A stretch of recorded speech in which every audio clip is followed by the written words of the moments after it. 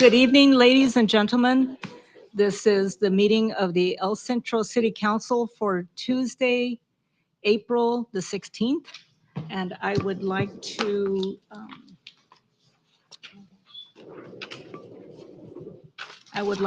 then call everybody up for the flag salute and roll call first. Sure, absolutely. Roll call first. Oh my gosh. You want to do it after? Can we roll call after? Okay, alrighty. All right, everyone, place the flag, right hand over your heart. Ready, begin. I pledge allegiance to the flag of the United States of America and to the republic for which it stands, one nation, under God, indivisible, with liberty and justice for all. Please remain standing for the invocation. Councilmember Carter, can you please lead us? Please bow your heads. Dear Heavenly Father, we come to you just simply saying thank you. Today we want to pray for the sick and the shut-in, Lord. We ask you to go into the hospitals, go into the homes, Lord. The weather's changing. You bless the people who are having infections, Lord. You just take over and you heal your people, Lord. And we pray for El Centro from the north, the east, the south, and the west. In Jesus' name we pray, amen. Amen.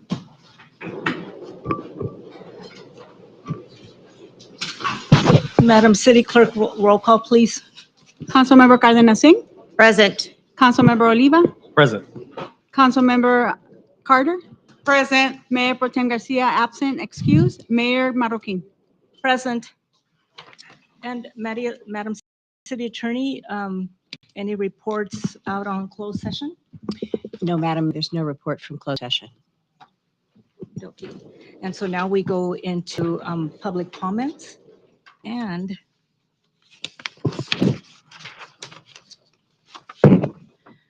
so this is a public meeting. If there is an item on the agenda on which you wish to be heard, you are asked to complete a blue speaker slip and submit it to the city clerk prior to the start of the meeting. Persons wishing to address the council are not required to identify themselves. However, this information assists the mayor by ensuring that all persons wishing to address the council are recognized and also assist the city clerk in preparing the city council meeting minutes. When the item is announced and your name is called by the mayor, please step to the podium and state your name for the record. Unless the mayor extends the time, there is a 3-minute time limit for each public presentation. If you wish to address the council concerning any other matter not appearing on the agenda, you may do so during the public comment portion of the agenda. However, you may not show a visual presentation without review of that material. If you do so, you will be considered out of order. So we do have some requests and a couple of requests on specific items, but first of all, we would like to invite Nancy Arias from Southwest High School to speak about tobacco awareness. Nancy, will you each be speaking individually or? Yes, that is correct, okay. Madam Mayor. Alrighty, thank you. Hello, good evening, Madam Mayor and Council.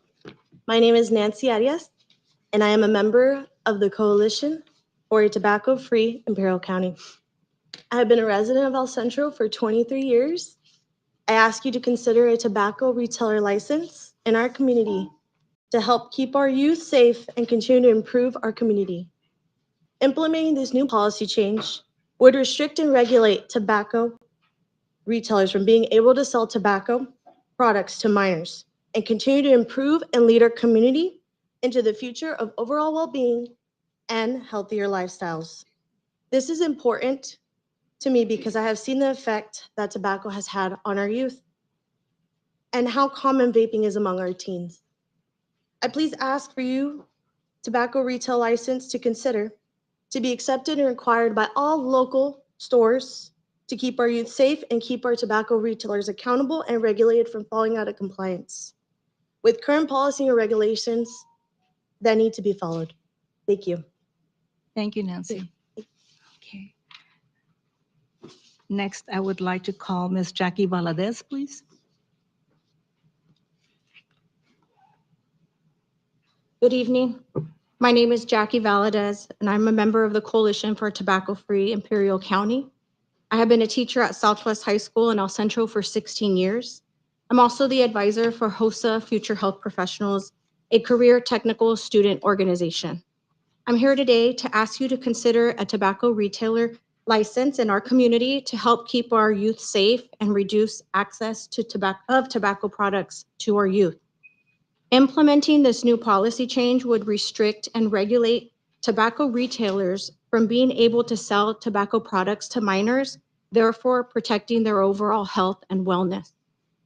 This is important to me because I have seen firsthand that the effect of that tobacco has on our youth and how it impacts student learning and student success. I ask for the tobacco retail license to be accepted and required by all local stores to protect our youth and to keep our tobacco retailers accountable and regulated so that they comply with the required regulations. Thank you. Thank you, Ms. Valadez.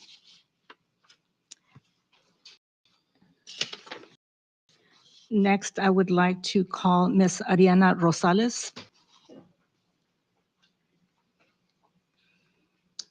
Hello and good afternoon. My name is Oriana Rosales, and I am a member of the Coalition for Tobacco-Free Imperial County.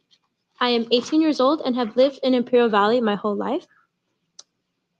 Through examining El Centro, I came to realize how close the tobacco retailers and shops are to high schools. The specific location that I would like to discuss today with you is the Smoke for Less, which is down the street from the Desert Oasis High School. This location stands out to me because my brother also, he attended Valley Academy, which is also down the street from the from the Smoke for Less tobacco shop. And when he attended Valley Academy, I was more worried about him because he is a person that's extremely acceptable to peer pressure. And I felt that he was also acceptable to the advertisement that Big Tobacco had around that area, specifically because at the Smoke for Less shop, they have advertisement there. And I was more worried about him, and I had to become hyper vigilant of where he was and what he was doing to make sure that he stayed away from tobacco. And this is an issue in the Imperial Valley because youth that go to high schools that are close to tobacco retailers and shops are more susceptible to the advertisements that Big Tobacco showcases. And this is just hindering their future in many ways. And I am here to ask you to consider a tobacco retail license in order to prevent the hindering of the future of our youth and to have the best livelihood for the future of our youth. I ask you to consider a tobacco retail license policy implementation to create restrictions on how close tobacco retailers and shops can be to high schools and to prohibit the advertisement of the Big Tobacco advertisement. This policy will help our youth reduce the chance of picking up tobacco use in our community and hence prevent the hindering of their future and livelihood. I hope that this can be on the upcoming agenda soon, and thank you for your time. Thank you, Ms. Rosales. Next, I'd like to call Ms. Rosa Rubio, please.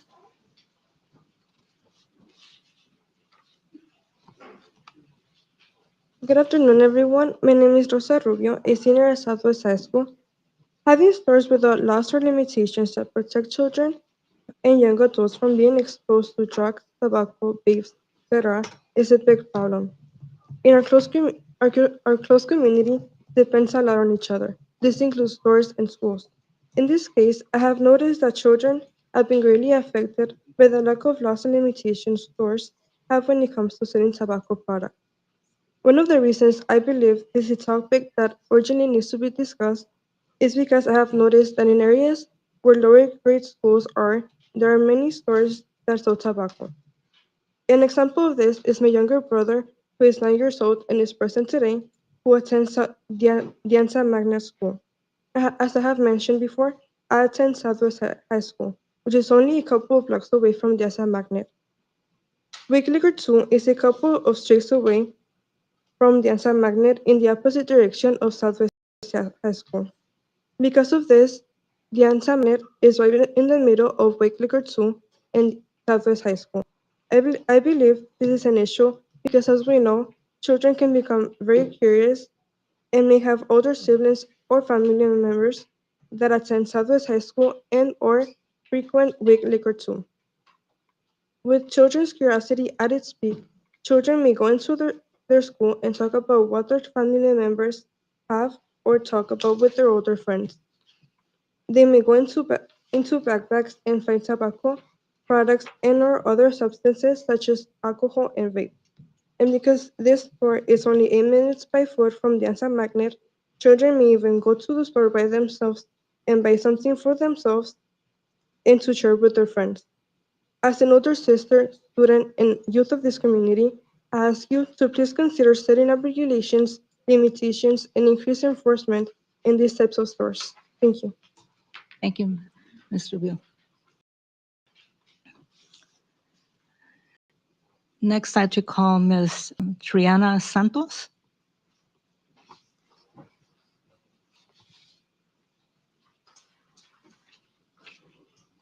Good afternoon, everyone, and good afternoon, Council. My name is Triana Santos. I am 18 years old, and I as well have lived in the Imperial Valley my whole life. I am currently a senior at Southwest High School, planning to stay in the Valley for a couple more years. Today, I'd like to express to you my great concern for youth acquiring and using tobacco products. My fellow peers unfortunately acquire these products easily. Many of our retailers are located by schools, and students on their daily commutes often see advertisements of products at gas stations and local grocery stores. With this being said, I request that we stand up for our youth and implement a tobacco retail license. This issue personally concerns me because although I unfortunately don't have any siblings, I've seen plenty of my friends' younger siblings being influenced by how easily attainable tobacco products are. Previous 16-year-old friends of mine have personally influenced their own siblings ages 13 through 15 by purchasing tobacco products for themselves, even as minors themselves. This negligent behavior is unfortunately insinuating that if a person looks older than they really are, they'll be able to purchase these poisonous products. The days where I don't see a young freshman utilizing such products are rare, and at this point, users of such consist highly of underclassmen. This situation is truly enraging, and I urge you as our trusted adults and authority to please take action on this matter. Thank you for your time. Thank you, Ms. Santos. And lastly, I'd like to call Ms. Alyssa Ortega, please. Good afternoon, Council. I'm Alyssa Ortega, a high school senior here in El Centro. I stand today not just as a concerned student, but as a concerned citizen from a generation determined to forge a healthier, tobacco-free community. In our tools and strategies necessary to stand up against the widespread influence of tobacco within our community, it is important to realize that we acknowledge the prevalence of tobacco use. The tobacco industry continues to thrive advertising to the young generation. However, in our collective effort to safeguard community health, we must acknowledge the crucial importance of implementing strategies to reduce tobacco product sales to minors. A good strategy to reduce use among youth is to require a tobacco resale license that restricts the sales of tobacco products near schools. This should include convenience stores with or without gas stations, smoke shops, vaping shops, pharmacies, supermarkets, grocery stores, and all types of retailers that sell tobacco products. Implementing the policy with restrictions would help combat tobacco use among my high school classmates and unhealthy habits among the youth. Please consider implementing restrictions of tobacco sales in tobacco retailers, specifically those near schools or public community spaces such as parks. Thank you. Thank you very much, Ms. Ortega. Alrighty. Any other public Have none, Mayor. and remotely? I think you, Madam Mayor, I'm sorry. we I have think one there's more? but I Okay. don't know if she Alrighty. submitted a blue slip. So, yes, She if you'd hasn't like to come up to the submitted it. podium and just introduce yourself, and then afterwards we'll get you to complete one of these speaker slips, okay? Hello. Hello. I'm Yinging Yu. I'm a senior at Southwest High School. I'm here today to express my deep concern of tobacco displays at retail shops and the secondhand smoke in our public areas. My little brother is a second grade student in Lincoln Elementary. He was born with asthma and has shown skin reactions depending on the air quality in our neighborhood. Even though I have been living here as a resident in El Centro for 4 years, I was aware of two specific retail shops surrounding our two neighborhoods. And they are located just a block away from these elementary schools and middle schools. I have seen children and youth walking around to school and being exposed to secondhand smoke and to the retail advertisement near the apartments. I am worried about my little brother who is being targeted by a tobacco product advertising the retailment displays. I am concerned about children's develop. Sorry.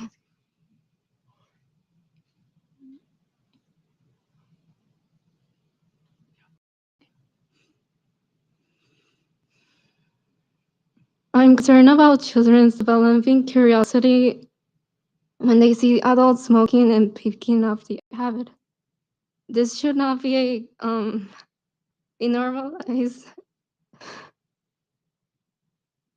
normalized environment or a good habit. This is a call of action to restrict the accessibility of selling tobacco products to youth and to advocate a healthier community environment with smoke-free tobacco advertising at shops. Well, thank you so much for your comments. And if you'd like to just pick up a blue speaker slip over at the little counter by the door and then turn it into our city clerk before you leave, okay? Thank you. Thank you. Thank you, ladies, for your comments. Alrighty. And so next, we will move on to our presentations and announcements. So this month, we are celebrating National Autism Acceptance Month.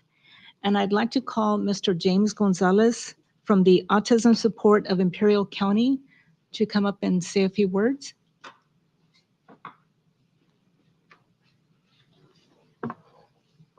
Good afternoon, everybody. How are we doing? We're fine. Good, good, good. First, thank you, Council, for doing this and allowing me to come up and speak. I also want to thank the councils for their personal support of our program. I'm sure that fundraiser that we did the other day, everybody enjoyed it well. I know it was very delicious. So thank you very much for participating in our fundraiser with that meal. I'm coming to you today, James Gonzalez, Autism Support of Imperial County.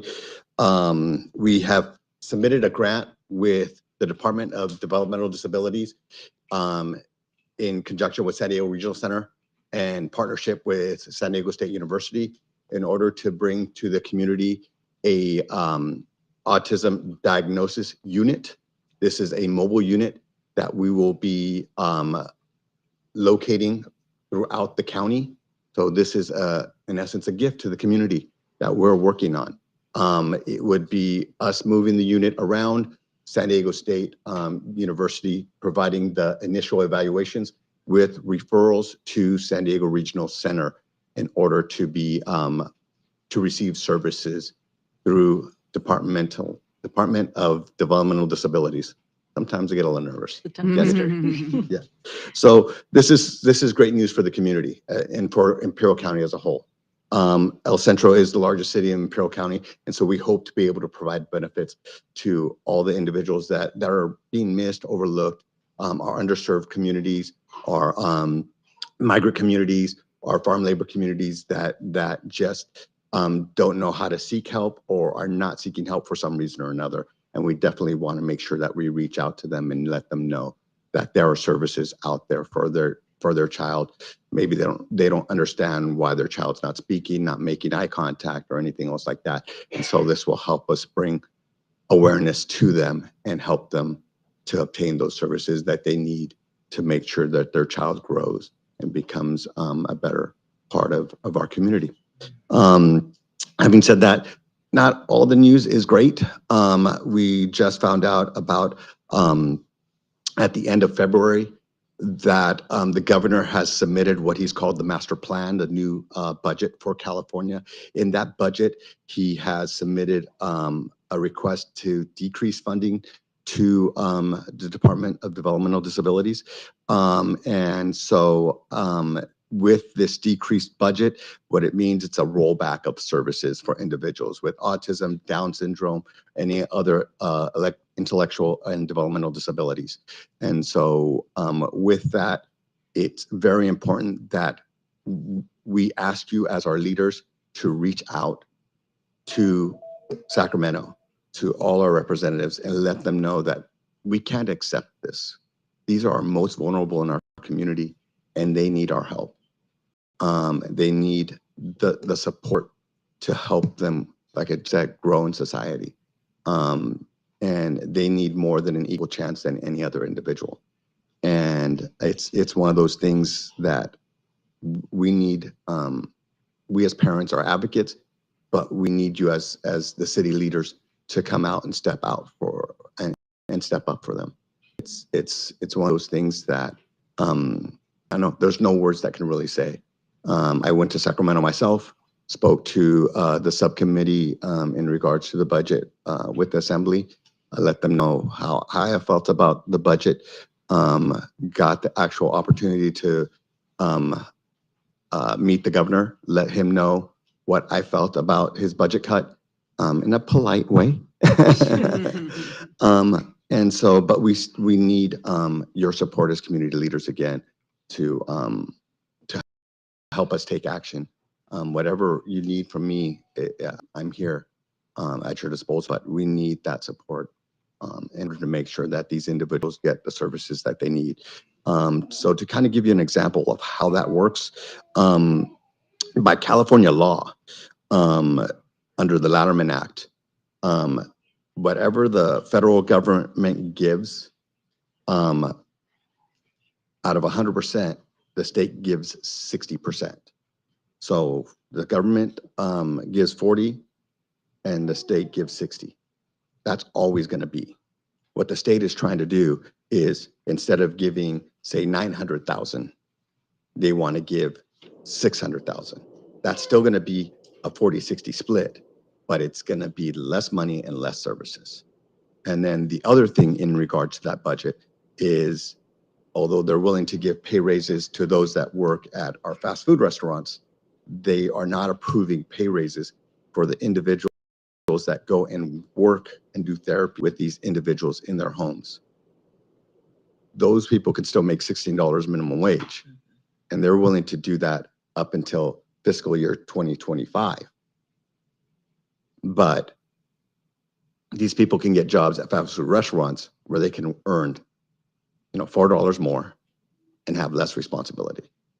These people deserve to get paid for the work that they're doing. So that's the twofold end of it.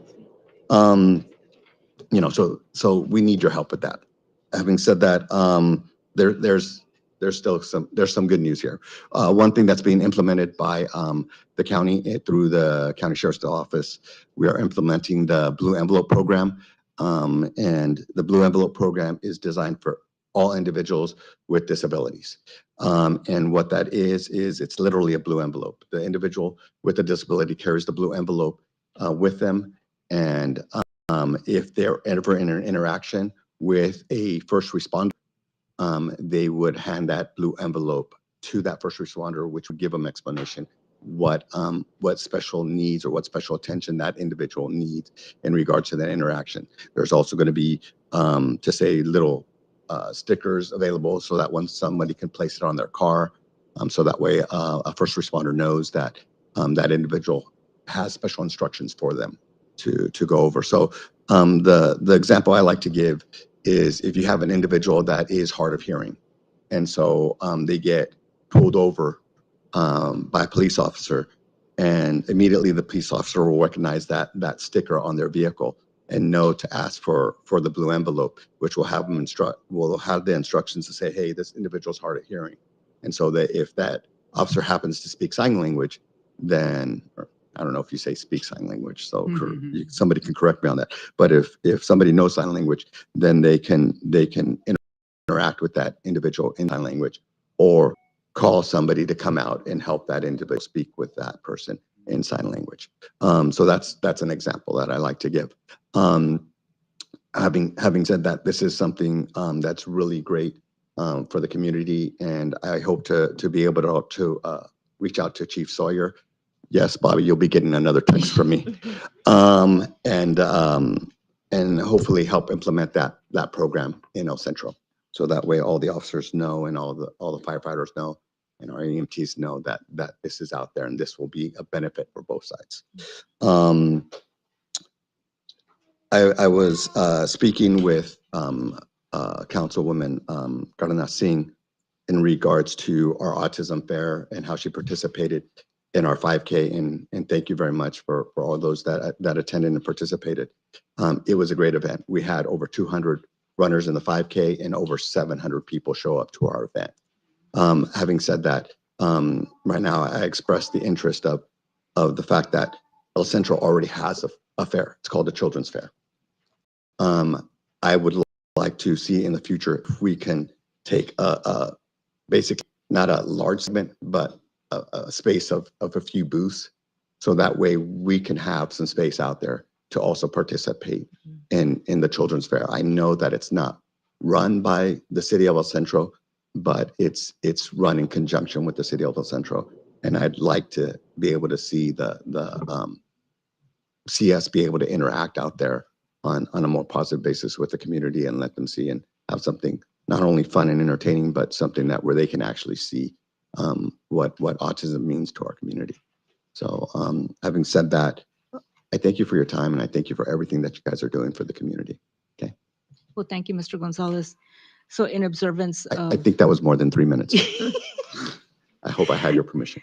So in observance of Autism Acceptance Month, the City of El Centro would like to present this proclamation for the National Autism Acceptance Month, April 2024, whereas anyone can be affected by autism regardless of race, religion, socioeconomic status, or geography, and children and adults with autism are our family members, friends, neighbors, coworkers, and students. And whereas autism affects 1 in 36 children nationally with 4 times greater prevalence among boys than girls, according to the Centers for Disease Control, and more than 5.4 million people in total in the United States.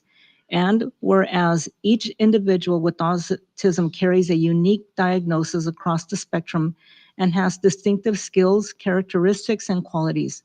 Early intervention can improve a child's development and individualized support provided by trained professionals. And whereas in April, we recognize those with autism achieving and breaking down barriers and recommit to helping those on the spectrum reach their full potential at all times. And whereas the mayor and council members proudly support the annual observance of Autism Awareness Month and celebrate the work of advocates, professionals, family members, and all who work to build a brighter tomorrow alongside those with autism. Now, therefore, I, Sylvia Marroquin, the mayor of the city of El Centro, state of California, do hereby proclaim April 2024 as National Autism Acceptance Month in the city of El Centro. And I'd like to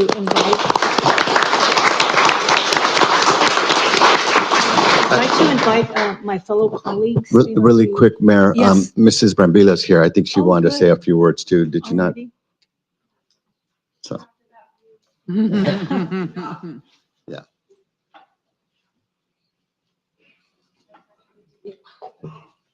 No, good evening, Loya Brambilla. I'm a mother and an advocate of a child with autism and for anybody that needs an advocate. James, I just want to tell you, I'm really proud of James. He's expanded his services throughout our whole Imperial County, along with his family and his team. And it's just, you did an awesome job. I'm just very proud of you. I told you earlier, and that's all I came to tell you. And your police department too, on a personal note, I did want to come and thank them. Real brief, a while back, coming down from Rady's, hot day, our car left us here in El Centro. We waited for about an hour. You can imagine what that looks like with a child with autism waiting in the heat. So my son finally arrived and we were on our way to get the car part. Well, it can be a struggle. Autism can be a struggle. So transferring him from one vehicle to another was a struggle, and he was already waiting for about an hour. Well, going along with the Blue Envelope program, what I wanted to share is that your police department did a fantastic, an amazing job. Somebody called them, which I was thankful. I was grateful and thankful to see the responsive El Centro team that you have of PD, where maybe another parent would have been offended. I was grateful to see we were on our way, we left, we were gonna get money out of the ATM to, go buy the car part. About 4 vehicles arrived and they assessed the situation, they listened, and we rolled down our windows and showed him, and my son was already calm and, very, peaceful on his phone. And they looked and they understood. So I think the Blue program will be very helpful for them. But just without it, they were on it. So I personally think that that's important to have. Any child, I mean, they assess the situation, and when they heard of a struggle with a child, they were there. All of your department took action and they were immediately there. So what I did at the end, I was grateful to them. I was thankful that they arrived because that tells you that they are out there doing their job, looking for the well-being of all of our children. So thank you for having this beautiful proclamation. James, I am super, super proud of you and your family, and go up there and I want to say one last thing that I forgot. I wanted to thank both El Centro PD and El Centro Fire. We had a bowling with first responders during spring break. They came out to participate with our bowlers. I don't know if they had more fun or if our bowlers had more fun, but it was a great time for both, and we greatly appreciate them coming out and participating with our kids. It's a great event. We've done it annually, and we'd love to have them every year. It's always nice for our children to see our law enforcement and our first responders in a positive manner. So I think that was helpful. The approach, they got there, we rolled down the window, they looked in, make sure that everything was okay, let them know he had autism. And so I think the awareness, acceptance, and the love, throughout our whole county, and these fairs, these informational fairs, make a world of difference. It includes everybody, it makes everybody aware of what autism may look like. So I think we started this effort in 2018. James has been on it, and that's why I say I'm so proud of him. I know he was doing a lot of wonderful work before that, but just to see him grow and to see him go out there, and that's really Imperial County wide that you're doing, And so I personally thank you for it, because you are going all the way to Westmoreland, Calapat, and you will be more so with your mobile unit. So thank you, James. Thank you. Thank you. And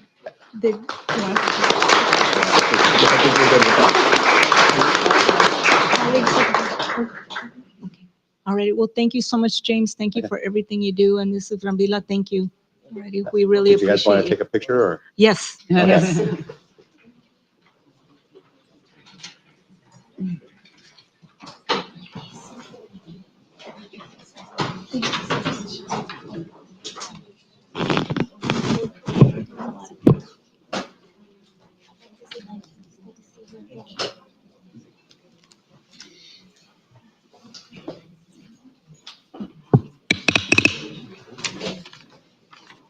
Would you like to just kind of center yourself? Any other parents in the group? Are there any other parents? Is there any other parents? Do you want to scoot over a little bit? Sure. Where do you want? Are we? Yes. All right, here Are we we go. centered? Yeah, good.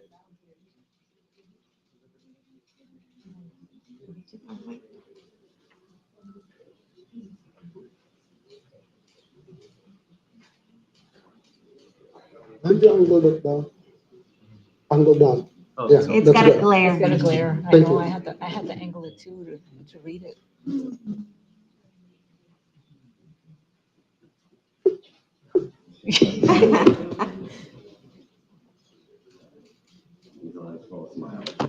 I'll smile.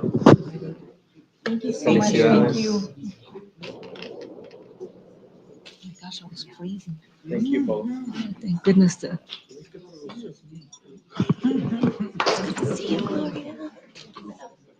James, thank you for everything you do. Yes. For all your support. Thank Don't worry, you. I'll be there. You guys need more support.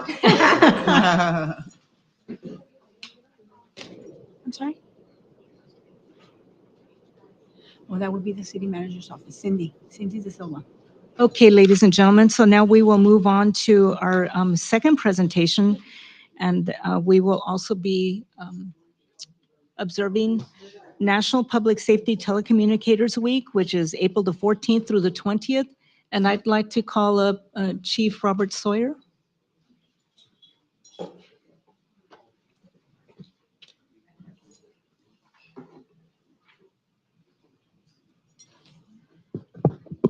Good evening, Honorable Mayor, members of council. I've asked Chief Bernal to join me because this really isn't about police. This is about emergency medical service, first responders, fire, and all the services that are, we call them dispatchers, but that's an affectionate term because they tell us where to go every day, obviously in a very professional manner, but really they're communications professionals.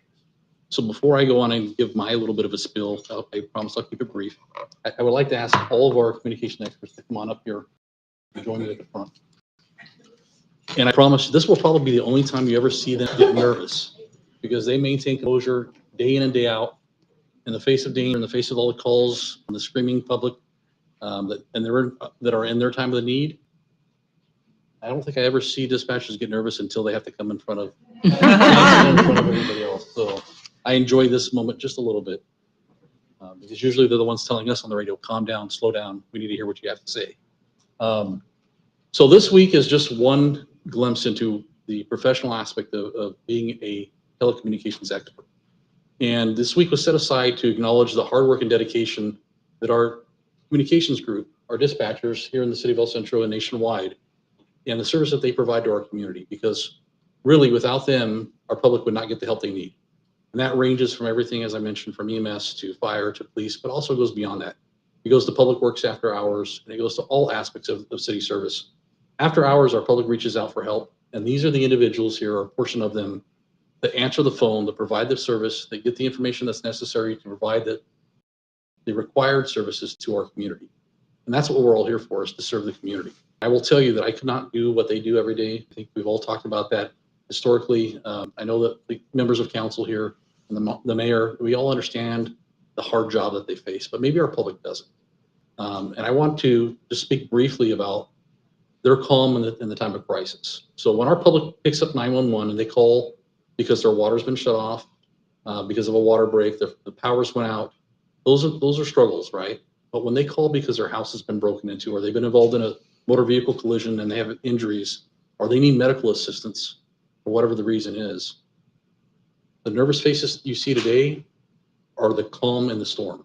They are the people that are picking up the phone and directing the callers with the pre-arrival medical instructions that are required to get help there in a timely fashion and provide medical assistance during that time of travel. They're the individuals that are there calming our public members down, or our citizens down, and communicating to them what needs to happen to get them the resources necessary. Because it's very easy to lose sight of the fact somebody calls 911, that's the worst day of their life. And hopefully, most of our community members will never have to dial 911. But for those that do, I'm extremely thankful that we have the professional resources and the professionals that we have standing behind me today to answer that call and then tell us what resources to send.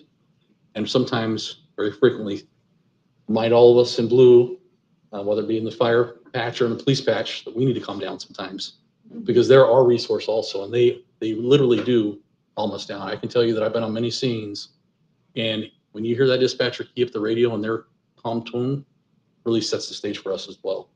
And that goes underappreciated sometimes. And with all sincerity, I could not do the job they do. I cannot tell you how much respect I have for them and the admiration I have for their jobs. 1 week is not enough to thank them for the level of endurance they have, the level of dedication they have, and the level of service they have to our community.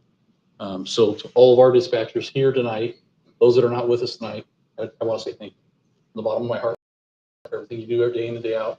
With the new CAT RMS system we're struggling through, with all the struggles of life and everything else, you step up and you perform day out. And our community deserves it, and they get what they deserve with the professionals that you are. So thank you for me, and I think you're going to hear from council in a minute, but I'd like Chief Bernal maybe to give him an opportunity to say a few things, if you don't mind. And now I'll piggyback off of Chief Sawyer's comments. They're certainly the unsung heroes of the first responders and the emergency responses through the city of El Centro, right? It's the, like you said, the calm voice on the other side of the phone for our public calling in, and both for us as well. If we hear an excited dispatcher, that's probably we're going to something bad, right?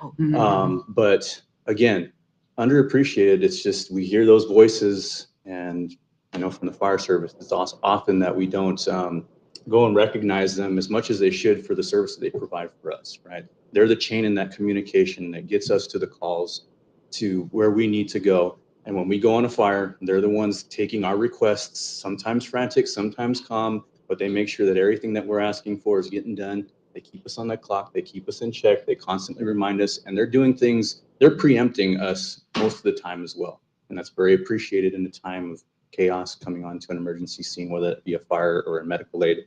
They're so in tune with what they're supposed to be doing that they often beat us to the punch, and they're getting those resources out to us before we even ask. So they are an integral part of our emergency response, and we thank you very much. Well, to honor our dispatchers, the City of El Centro would like to present this proclamation for National Public Safety Telecommunicators Week, which is observed April the 14th through the 20th, 2024. Whereas the safety of our police officers and firefighters is dependent upon the quality and accuracy of information obtained from citizens who telephone our public safety dispatchers, and whereas an emergency occurs, the prompt response of police officers, firefighters, and paramedics is critical to the protection of life and preservation of property. And whereas public safety telecommunicators are the single vital link for our police officers, firefighters, and emergency medical personnel by monitoring their activities by radio, providing them information, and ensuring their safety. And whereas public safety telecommunicators of the City of El Centro have contributed substantially to suppression of fires and the treatment of patients, as well as apprehension of criminals. And whereas the City of El Centro appreciates each dispatcher that has exhibited compassion, understanding, and professionalism during the performance of their job. Thank you for your service and for keeping the city and citizens safe. Now, therefore, I, Sylvia Marroquin, Mayor of the City of El Centro, State of California, do hereby proclaim April the 14th, 2024 as National Public Safety Telecommunicators Week in the City of El Centro. Thank you, ladies.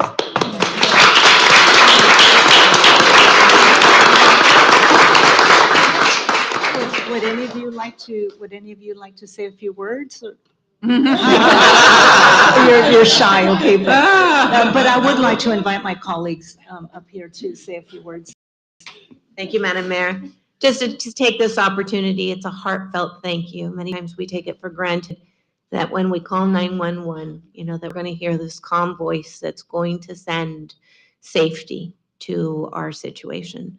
Thank you for the great work that you do. I know that there is great sacrifice that comes with the job that you do, and just know that it's greatly appreciated. And we thank you for representing us here in the City of El Centro so well, and for taking such good care of all of us. So thank you.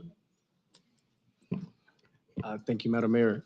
Ladies, I just want to piggyback of what both Chief Sawyer and Chief Bernal said, and to echo it for our residents, that specifically this week, but throughout the rest of the year as well, to really appreciate what you do, because we can hear from Chief Sawyer about how a resident will experience the fear, the anxiety of a crime being committed. And certainly that is true. And then Chief Bernal may be able to speak on the fact that when somebody calls 911, it will be that, or it could be a medical emergency. And it's just the gamut, I think, of the reason why somebody would need to call 911 and for you to be there for them. is bigger than we perhaps tend to remember. And so because of that, we truly want to say thank you. I apologize. I had to put my mask on. I feel like I had to sneeze, but I can still talk. So I just want to say thank you, thank you, thank you. And one word that stuck out to me was underserved. And that nails it, because I have used 911 consistently with my mom and my dad being ill, my grandmother being ill. So it was just constantly calling. And your voice does matter. You help us out tremendously when we're on the phone and we're frantic about what's going to happen. How long is it going to take somebody to get here? I mean, your job is underserved. People don't know what you actually do, but I do. And I want to say thank you, and thank you. Well, ladies, I would just like to also express, my appreciation, my thankfulness for the behind the scenes work that you do. I know that it is not easy. It must be very stressful when you do get those telephone calls, but this is like Chief Sawyer and Chief Bernal says, your calmness makes a huge difference when you're dealing with an emergency. And I know that you probably, hopefully, don't take these things home, but I'm sure that you probably wonder, what was the outcome of many of the situations that you face. And so for your kindness and your compassion, I really do thank you for the work that you do. And on that note, I would like to now present this proclamation to you and invite you to come up and take a picture with us.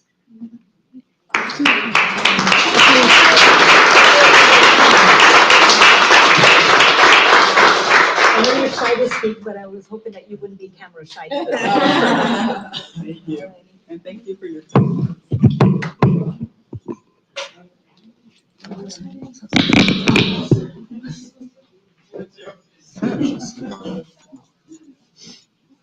All right, here we go.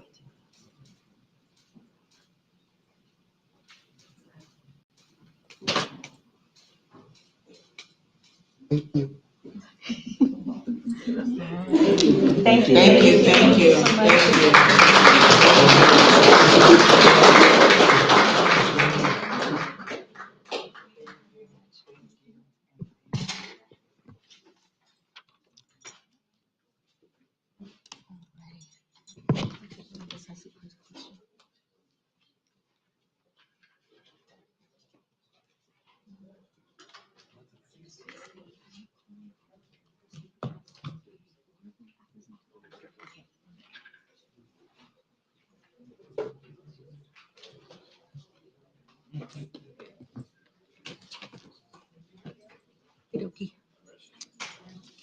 Now, moving along to item number 3 on the agenda, we have a presentation by the Imperial Valley Economic Development Corporation to present their annual report, and I'd like to call Mr. Tim Kelly to the podium.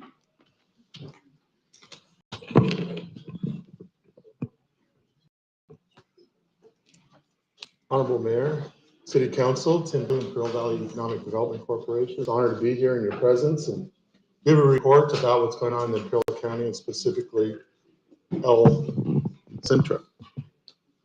So first I want to introduce you to my staff. I'm not wearing a tie tonight because I realized I was wearing the same tie as this picture. Same tie. You can see that we have a very small staff, but they're very well cross-trained. And you'll see through the initiatives that I'm going to present to you the effect that we have on the community. So first of all, what we do is we look at a bare approach to economic development, business expansion, retention, and attraction. And all those play a major role in what our organization does. When you look at these industry clusters, and this is basically the cycle that we go through when we bring a project to the Imperial County, and we do that through our marketing efforts, attending trade shows, conferences. We even put advertisements in publications on a regular basis. I just returned from the Site Selector Guild in Nashville a couple weeks ago. That's who we communicate with. They're our liaison between businesses who want to expand, and they come throughout the globe. And I'll talk about some of the projects that we're working on right now. When you look at these top industries in the industry clusters, I went back and looked at 2005 when I put a list of the top industries we'd be focusing on. All these industry clusters were on there, with the exception of recycling. which we started working on about 5 years ago. And we're currently working on some recycling companies, one in Hopeville and currently one in El Centro. An overall picture of the Imperial County and what's occurring. I know you've heard a lot about Lithium Valley, but over the last 20 years, the last 15 years, we brought about $20 billion of investment to this community. And that's across these industry clusters you're looking on, and that's across the Imperial County. Currently, we have $45 billion of projects that we're working on. And so the speed of activity has increased quite a bit. Currently, we have $5 billion of projects approved, waiting to begin construction. And just want to touch on the East Port of Entry, where over the last almost 20 years, we have built 2.5 million square feet. This year, we're building 2.5 million square feet. So you can tell that that is really increasing. And we currently have 2.5 million in the next phase and 2 million being planned for that area. In addition to that, Mesquite Lake, over the time period of about 10 years when it was approved, there's only been about 350 acres that have transferred. Currently, there's 1,500 acres in escrow. So we're seeing quite a bit of area, quite a bit of interest in the Mesquite Lake. And when we look at Lithium Valley, with what's occurring up there, there's currently 10,000 acres that's being specifically planned. Why is this important? Because people that live here need jobs. And those jobs just won't happen here. They're going to happen hopefully across the county. And many of those are going to occur in the city of El Centro. So I want to talk about some of our regional partners that we work with. And these are different grants or programs that we work on at IVDC that we brought them to the Imperial County. And we've been very successful in working with them. I'll touch on a few of those as we go through this presentation. Just a couple of events I wanted to touch on. First of all, an event that we had later last year, and that was we had a delegation of 38 businesses from Taiwan visit the Imperial County. You can see that Council Member Garcia is in that picture. He gave the welcoming for the city of El Centro, and that was held at the Industrial Park on Crookshank Road. We signed 12 MOUs with those companies, and we currently are citing 4 companies from that trip. So first I made a trip to Taiwan. I invited those companies that came, and we're seeing continued investment. We had our annual dinner at the Del Rio Country Club. We had over 250 guests. We had awards, we gave a report, and we had quite a bit of network. It was very successful, I think, those that attended. The next slide. I'm going to go backwards.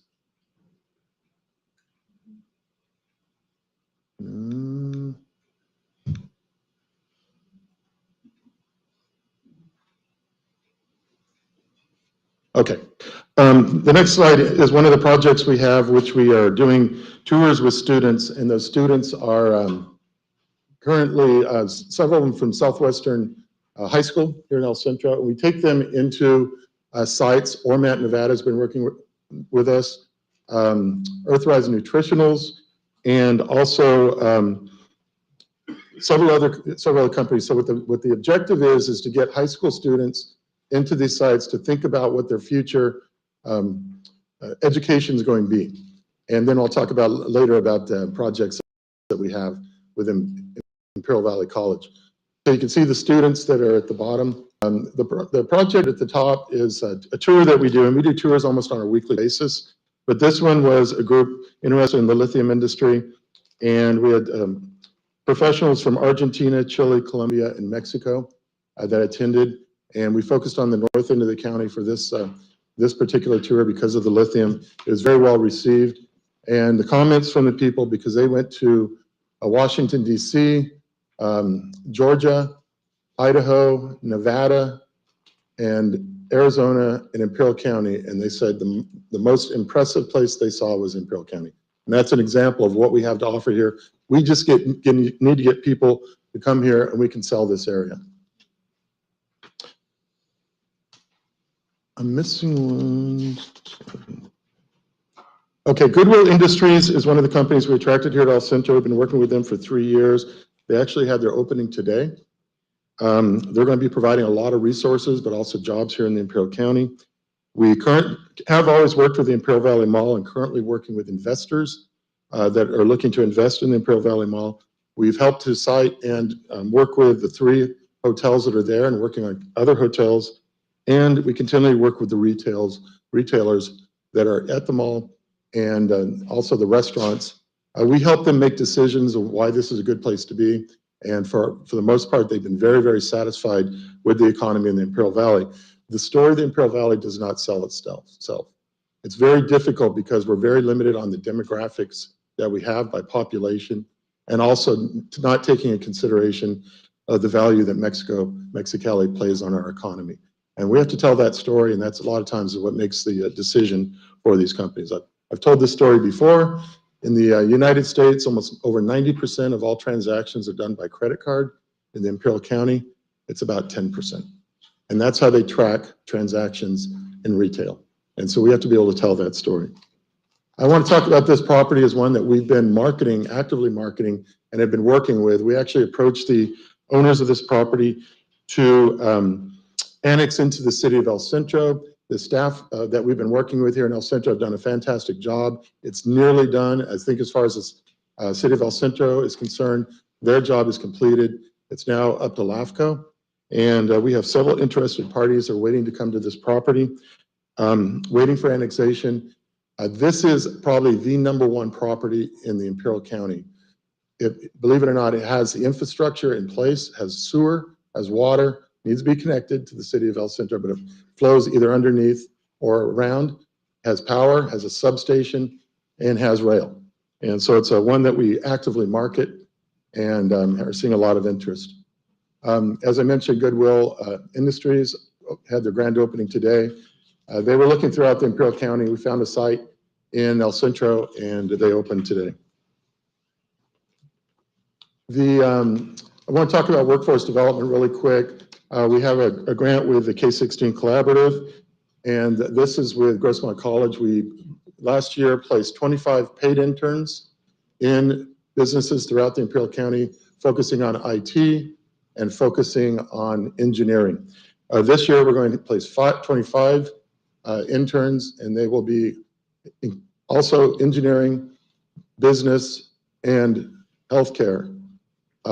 In August, though, we'll begin a cohort pertaining to education. And the reason it's starting in August is because they will be placed into schools in September. In addition to that, the internship career program, we've had a lot of success with this program, and many people that you probably know have gone through our internship program, such as Angel, who interned with me here at IVDC about 8 years ago when he was at San Diego State University. And Mario Renteria's wife, Marlena, was an intern at IVDC and has gone on to many great jobs since then. And so we're very proud of that program. We really feel it's a connection. It's something we can give back to the community. What we have done is be able to provide paid internships. And the paid internships we're providing right now are at $22 an hour. And the reason for that is because in San Diego, they wanted to offer more and offer less in Imperial County. We said, we want our help, you treat us fairly, and we want to have the same amount as people in San Diego, and that's what they did. So we're very grateful for that. We also run a program, which is USDA 502 program, and that program is for low and very low income for home ownership. Unfortunately, El Centro does not qualify, but many of the employees that work here do. And so we're the only packagers in Southern California. We've helped a lot of people with home ownership here in the Imperial County. We're very proud of that program. We just took over the 504 program, which is actually repairs to home ownership, and that can be in form of a grant for the elderly or for low interest loan for everybody else. I've introduced our Imperial Valley Resource Center, and we now have over 1,000 clients, 8 unique services that we provide. Some of the things I did talk about are under Imperial Regional Alliance. And the reason I bring that up is because in economic development, we're a 501c6. There's a lot of grants and programs not available to C6s. We developed a 501c3 many years ago, and it's been very successful. Our budget for the Imperial Regional Alliance is equal to the budget of IVDC now, which both are about $450,000. So we're very proud of the direction that has moved. And this is the loan program that we have. We offer loans to companies, and many of them could be startup, but out of the 15 plus loans that we've done in Imperial County, 7 of those loans have been in El Centro, which is $350,000 to businesses in El Centro. And so we're very proud of that. I have a list of the different companies, but Ricochet is one of the companies that we provide a loan to. R.L. Neild with his company. We currently have 3 projects in the pipeline. One is a restaurant, one is a real estate company, and a beverage company. And the third is a new company that just started here in El Centro, and they are a construction company. And then, as I mentioned, these are additional services. The APA Brownfield Grant, I gave a presentation on this before because we were hoping to take this project and extend it. We did 12 projects in the city of Raleigh. This is an example of one. The building, or the picture on the left, this property was 10 times worse than that. It was completely full of trash on the inside, around the outside, and this is on Main Street. And so this is an example of what we were able to do. People believed that there was a lot of contamination there, so we paid for the assessments, found out there was very little to none, and immediately they were able to convert this into an existing business. And that's what the purpose of that program is. Since then, I want to announce this is now a countywide program. And so we'll be working with the county, with the El Centro staff to be able to help us identify locations that either are contaminated or have perceived contamination, and help those properties come to a position in which they are marketable and we can move new businesses in. The broadband initiative is, we cover the broadband initiative for San Diego and Imperial County. Just one example of how we assisted El Centro. We found that in the YK America's property with the new apartments they built, there was inadequate broadband. And as a matter of fact, at some of the businesses there, they weren't able to, you couldn't even go in and use their internet because they couldn't run credit cards. That's how poor it was. And so we were able to reposition the broadband equipment by Charter Communications to that and get that done immediately. And so those are just some of the activities that we're involved in. But in addition to that, the Affordable Connectivity Program, I don't know if you're aware of this, but so first of all, I want to let you know that we lead the entire state in how many people have applied for this program, households. We're at 110%. How could we be more than 100? Because some households have more than 2 people that are receiving broadband, because it could be their cell phone also. Could be a grandparent or child. And this results in about $326,000 a month of savings for people in El Centro alone, $3.9 million a year in savings. And we hope that that money is being recirculated in the community. And this is the Imperial County ACP enrollment. You can see how we've increased. By the way, we're at 100%. The next closest to us, I believe, is San Bernardino, and they're at 75%. And so we've done a great job with this program. We didn't do it alone. We had help with the IID, getting the word out, and ICOE and others helping us to get the word out and get people signed up. And then with digital equity, what we did, and this the first picture is signing up for the ACP enrollment. So we went throughout the county, focused on underserved communities. I think that particular event was in Heber. We went to Westmoreland, Calpatria. Most of the signups that were done in this area were in our office at IVDC. And then I just want to make an announcement, and we talked to Adriana Nava about this. CTF is inviting 58 counties and 482 cities in California to attend the Digital Equity Workshop. If you are the first 100 to apply, you receive an automatically $100 grant or $1,000 grant. And then you fill out an application. If you're accepted, there's a $20,000 advanced digital literacy that would come to the city of El Centro. So we wish you luck on that. We hope that you'll be successful. We please ask that you apply. I don't know if you're familiar with the Jobs First initiative, became SURF, originally was SURF, and we've broken up into sectors. I think there's about 12 sectors. Martha Cardenas Singh is on the government sector led by Gil Robillard. I'm heading up the economic development sector, and I requested that Adriana Nava and Stacy Mendoza participate in our sector. We will be looking at projects that we can submit for approval and hopefully get funded in the future. And so I did definitely need their help on this. It won't take a lot of time. We'll have several meetings throughout the year. And, but it'll be a lot of help for them to have that knowledge about what's going on in the city to assist us. And then I have a request for the city also. This is through CalEd, their nonprofit, the California Enterprise Development Authority, has developed programs. One is for nonprofit financing, which could be things like churches and different organizations throughout the county, which is really unlimited financing, manufacturing financing, and then the band financing, which could help with the city doing bond financing for public works projects. But the new project is the PACE financing, which is for property assessed clean energy.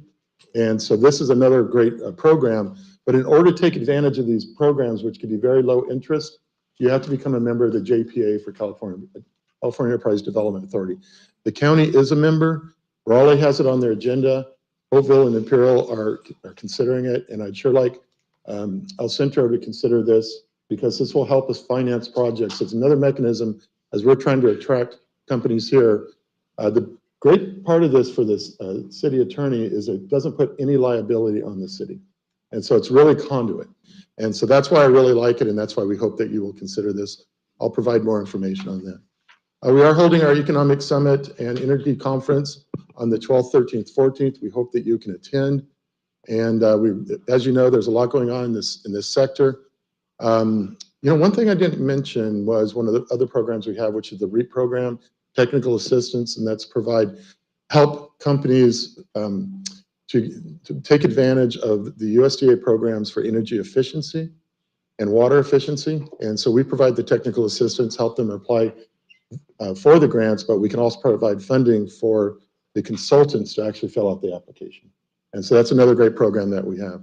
As you can see, there's a lot of initiatives that we have, a lot of different sectors that we're working on. We're bringing these opportunities to the Imperial County.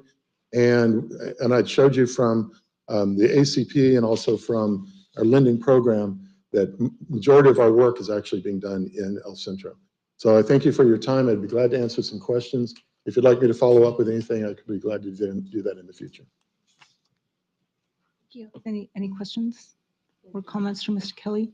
No, but we do have one request for a public comment from Mr. Pete Rodriguez. Thank you very much. Thank you, Mr. Kelly.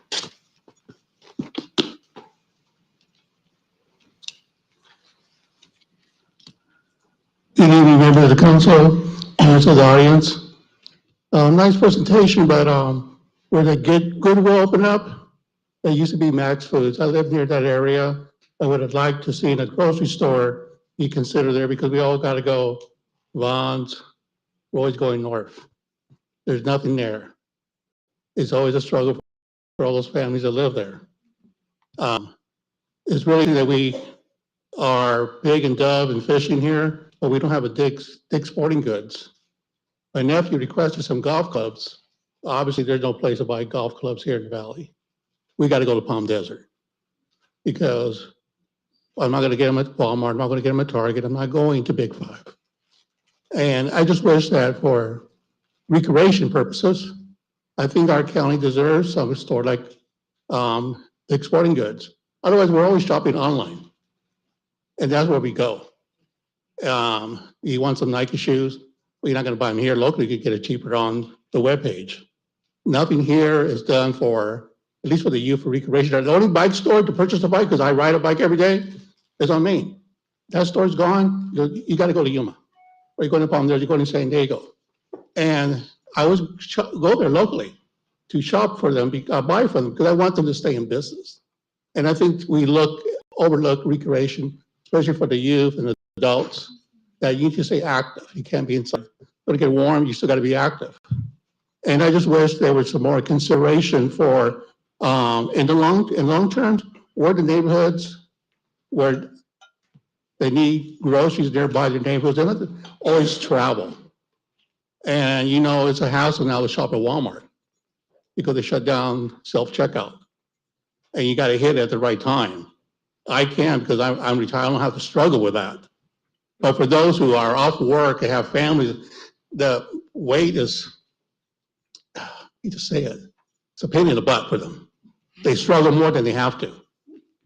And we're not considerate. Great presentation, all this other stuff, but it sounds like La La Land for me. That's just my opinion. Thank you. Excuse me, Madam Mayor. Yes. So one of the, just want to talk about some La La Land for a second. So one of the organizations called Retail Strategies. By the way, I've worked a lot in retail and attract businesses here. As a matter of fact, most of the businesses at the mall and the restaurants all came to me. I don't know if Adriana and Stacy have attended International Council of Shopping Centers, but that's where we go to meet with these customers. And we give them the information, and just to let you know that like Big Five Sporting Goods, one of the top stores is the one here in El Centro. And these people know us better than we do. They know our numbers, they know our traffic, they know our population. That's why I told you we have to tell this story, because our numbers don't add up. And so Retail Strategies, we're actually working on a grant that would create the Retail Academy, bring that here. And so everybody can understand what it takes to attract the retail. They give us advice of how to work with those companies, and then identify what the best companies could be for our area. And so I'll just give you an example. Everybody wants a Trader Joe's, okay? Everybody. Yeah. We got Aldi. Aldi's business model fits our community better than Trader Joe's. And guess what? They came from the same family. And so it's very interesting how we think that what we want, by the way, long story, I mean, a long time ago, I was dealing with these retailers. You know what the question they asked? How many Starbucks do you have in your community? I said, well, we've just opened one in El Centro. And they said, when you got 3, give us a call. Everybody followed Starbucks. And so those are kind of the things that are interesting. Now we've got, over almost close to a dozen that are operating in our county. So we are on the map for many things, but it does take some effort. You've got to go to these companies. They are looking, but they're not looking here. And that's why I am on the road and trying to market things before we even are ready for it. And hopefully they'll remember me, and when the time is right, they will be here. Thank you. Thank you. And specifically where the Goodwill went, there is a deed restriction on that property, the original property owner, that they wouldn't allow another grocer. And so we did, I believe the city manager had signed some letters as it relates to that, advocating on the city's behalf because we wanted another grocery store. So I do want to add that as a city, we do speak to the brokers and we give them data, and the broker then decides whether they're going to move forward with that site or not. They have their own numbers they look at. We share our story. We give them the data that they need. And in the end, there's also legalities associated with some of these properties that we have. And so those are some of the challenges that we overcome. But I want to underscore that as a city, we don't get to select, unfortunately. It is who it's private enterprise, whoever can will come. But we do advocate for our city as professionals, Stacy, myself, Tim, and everybody else. We do speak to brokers. We do have relationships. We do attend ICSC, but at the end, the private industry decides where they're going to go and where they're going to locate their future business, because they have a lot at stake as well. And so I do want to share that, though, on that specific site, there is a restriction. Wow. So I want to share that. Thank you, Mrs. Nava. And on that note, then I would like to call Mr. Angel Hernandez, our Community Development Director, to make a presentation on recent and upcoming private development in El Centro.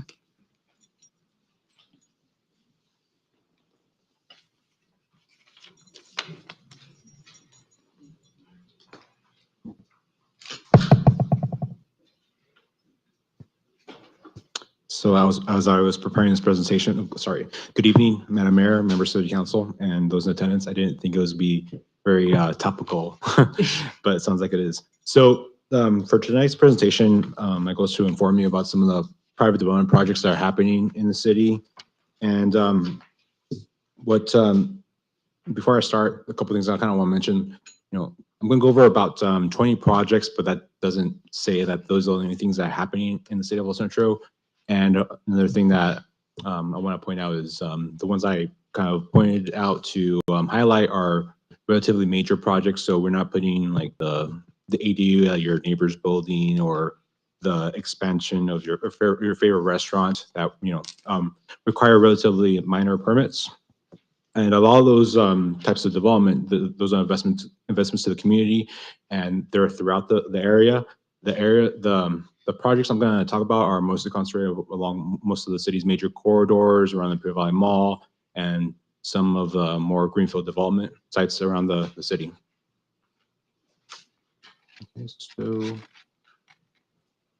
Okay, the first area I want to highlight is this North Imperial Avenue area, and so unfortunately, some of the sites got cut off, but it's kind of a new program that we're using.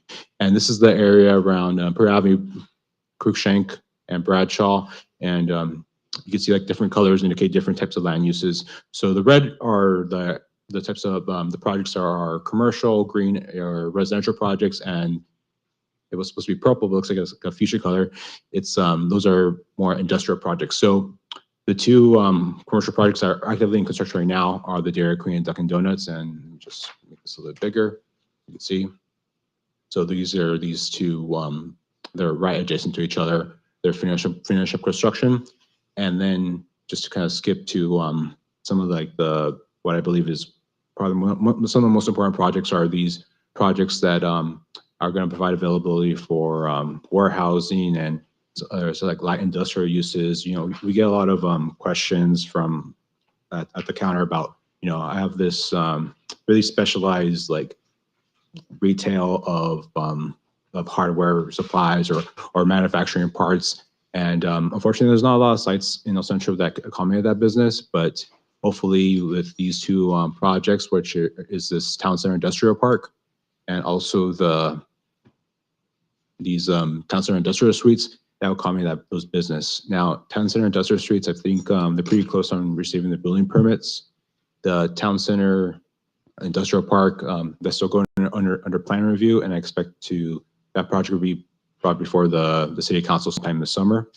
Adjacent to this is also this some single-family residential project, and that would be the Town Center single-family subdivision. This is also going to be brought before City Council, and it's around 102 single-family lots. So that would be provide more housing, and the remaining projects in this area are multifamily projects. So the ones I want to highlight is the Town Center Village apartments. Those are actively in construction. I think it's about 180 units, and the one that the city is more involved with is the Hakana Garden apartments, and that's only phase one. So phase two is going to be is next in line. And feel free to interrupt me in case you want to have any specific questions. Mr. Hernandez, you did Yes. say number 3 is going to be single-family homes, right? Yes. Great. Yeah, it's kind That's of good news. an awkward shape to accommodate the airport the airport traffic. Yes, and this project and the single family project and industrial park will be brought before City Council, I think, sometime this summer. Okay, thank you. Mr. Hernandez, I'm Yes. sorry, Madam Mayor, I just have a quick question. Yes. This map is available to anyone in the public that would be able to click and see this, or is this only an internal? This I got this information from the map. I don't know, it was like the last City Council meeting that we discussed. So Right. this is the same information. The way it's formatted here is it's not available to public right now.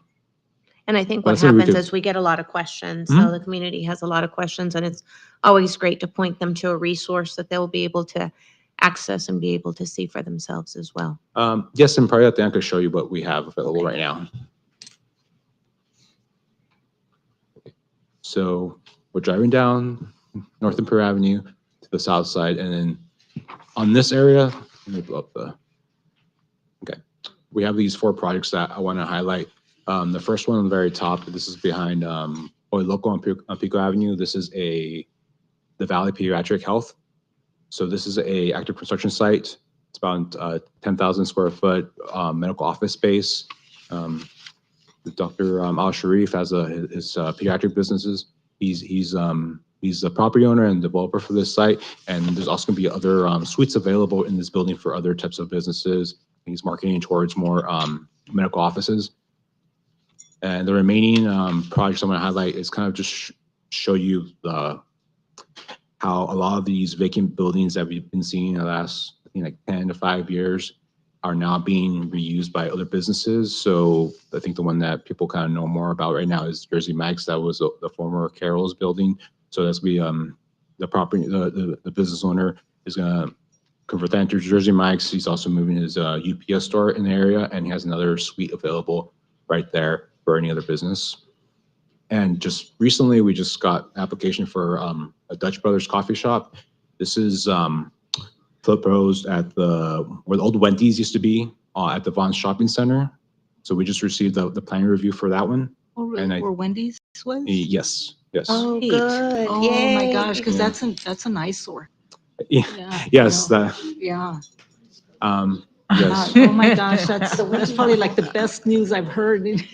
I should have saved this for last. Aside from the wings, The Big John's. where the Big John's was, because, oh my gosh. Yeah, and that's the next one I highlight, the Jamba Yeah, Juice / and Wingstop. Yeah. That's already in Jamba construction Juice. right now. Wow. Wow, that's great news. Thank you.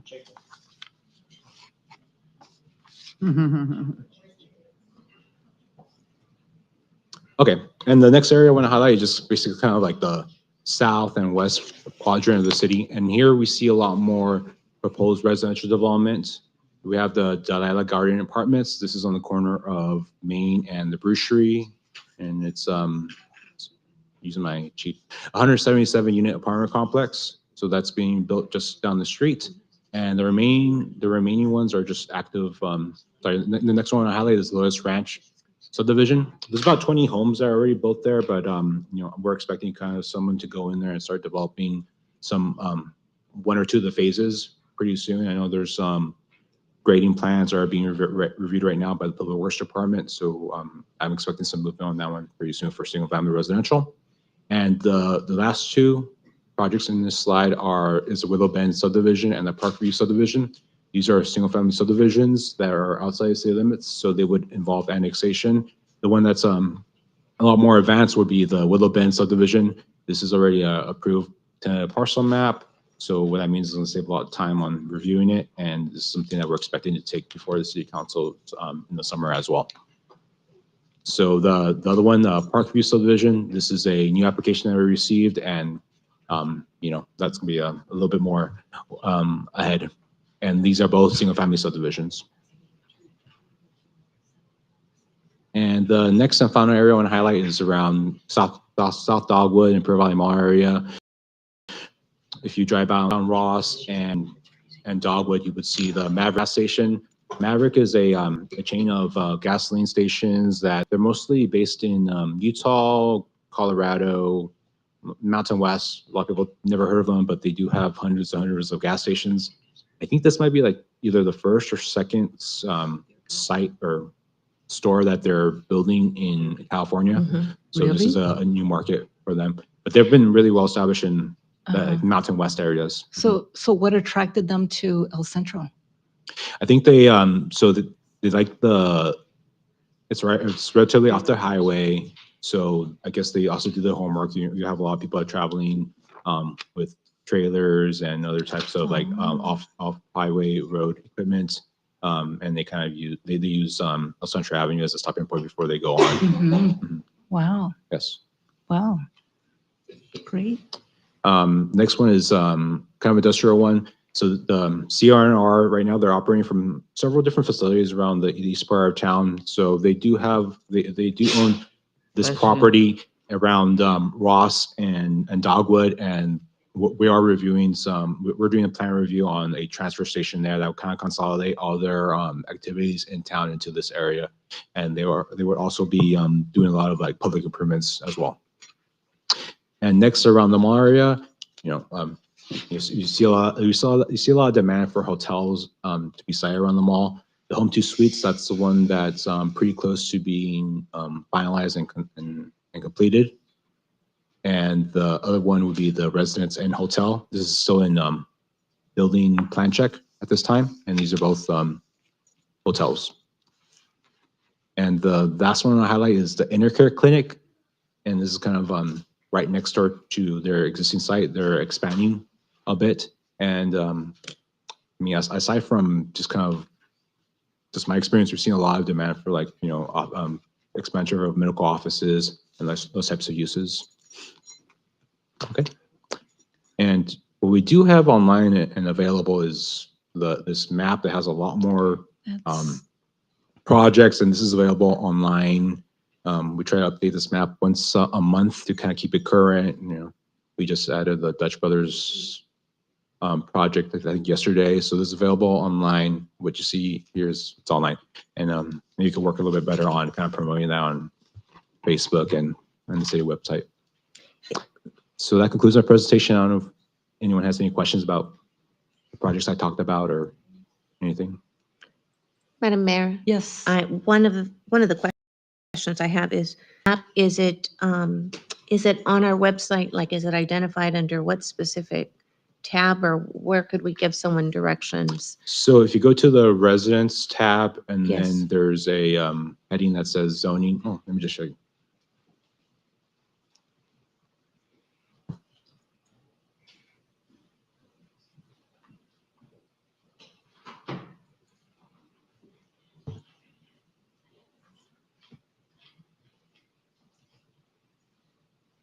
Oh, no.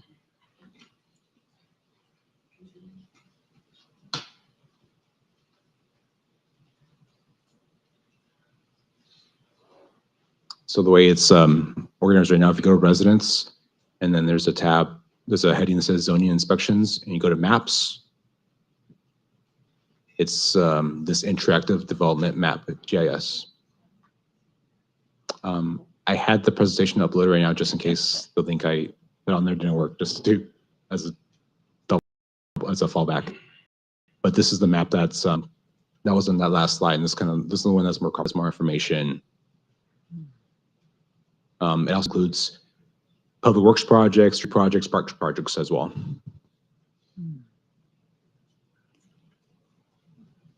Thank you. I appreciate always the opportunity to share those resources with our residents.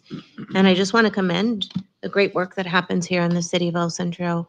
We've been asked for housing for a number of years now, and we've also have the great opportunity to see these great corporations that are coming in and are investing in our city.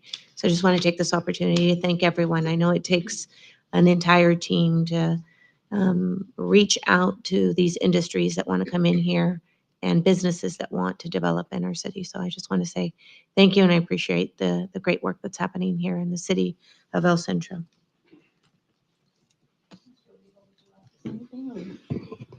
No, just great presentation.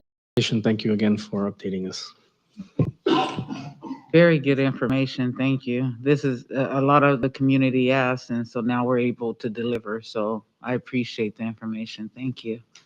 So, Mr. Hernandez, just, thank you for some of the good news that we heard, that we have single-family homes coming into El Centro, and also for those new businesses that are coming up that are going to occupy spaces that have been abandoned, for quite a while. This is, that is also going to improve the aesthetics of our main corridor here in El Centro, which is Imperial Avenue. So, it's just like, and then let's not forget 4th Street as well. So that is also another main thoroughfare through the city of El Centro. And, so we look forward to more interest of new businesses coming into the city of El Centro. And I think that with the extension of Imperial Avenue to the south, that is going to spur some new business as well. And hopefully residential development. Yes, and I just want to reiterate that there's a lot of other activity going on, commercial activity. Just for kind of context, whenever you have a commercial site, a commercial building, it's already built, and you want to expand it or make modifications for it to like suit your business, you would get like a tenant improvement permit. And right now we have around, I looked it up. We have 31 of those permits active right now. Wow. So that kind of gives you a sign of like,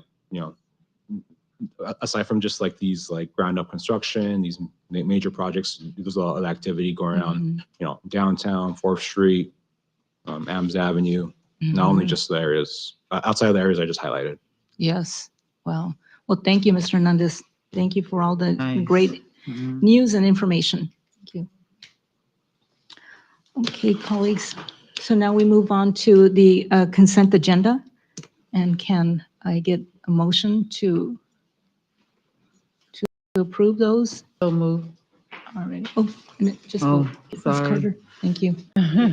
Ready? Okay, so did Mr. Oliva vote?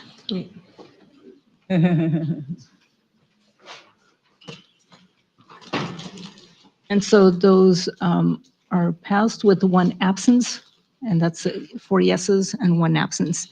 All righty. So in the essence of time, because I know that we've been here for almost an hour and a half, we would like to move items number 13 and 14 on the agenda up before we go into our public hearing. So item number 13 is a letter of support received from the Office of Senator Steve Padilla for Senate Bill 1105, which is paid sick leave for farm workers during climate emergencies.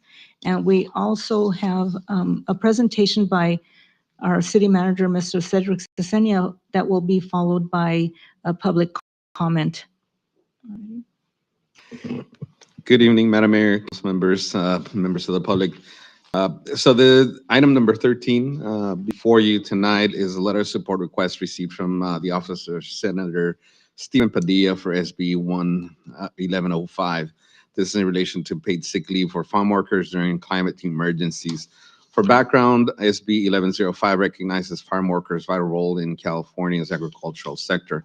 It will allow them to use paid sick leave during climate emergencies, prioritizing their health and safety over pay, basically, giving them the ability to step away from the job while still getting paid. SB 1105 also safeguards their ability to stay safe during climate emergencies by letting them use the sick leave for hazardous conditions. In our case, it would be extreme heat, for example, in Imperial Valley. But there's areas that are in the state of California that are affected by wildfires, for example. And in those situations, it would mandate that there may be a declaration of an unsafe condition during an emergency by Cal OSHA. This legislation prioritizes the farm workers' safety without compromising their income. Therefore, before you is the ratification for the letter of support for SB 1105, which was submitted on April 3rd to the California Legislative Portal. Thank you, Mr. Cesenia. And now we have a request for a public comment from Mr. Guillermo Hernandez.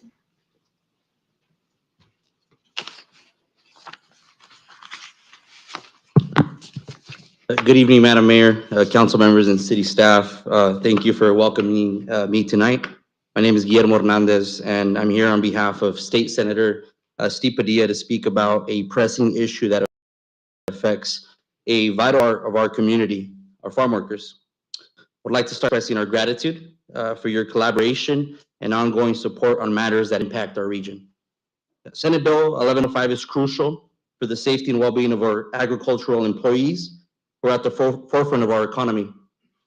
As you know, California is not only the nation's leading farm state, but also one of the world's largest food producers.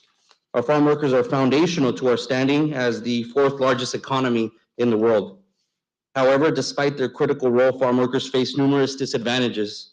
They lack the same access to healthcare and safety net services available to other workers and are often exposed to severe environmental hazards. These hazards include extreme heat, wildfire smoke, and heavy rains, conditions that have proved fatal in too many instances. To put this into perspective, agricultural workers are 35 times more likely to die from heat-related stress than those in other industries.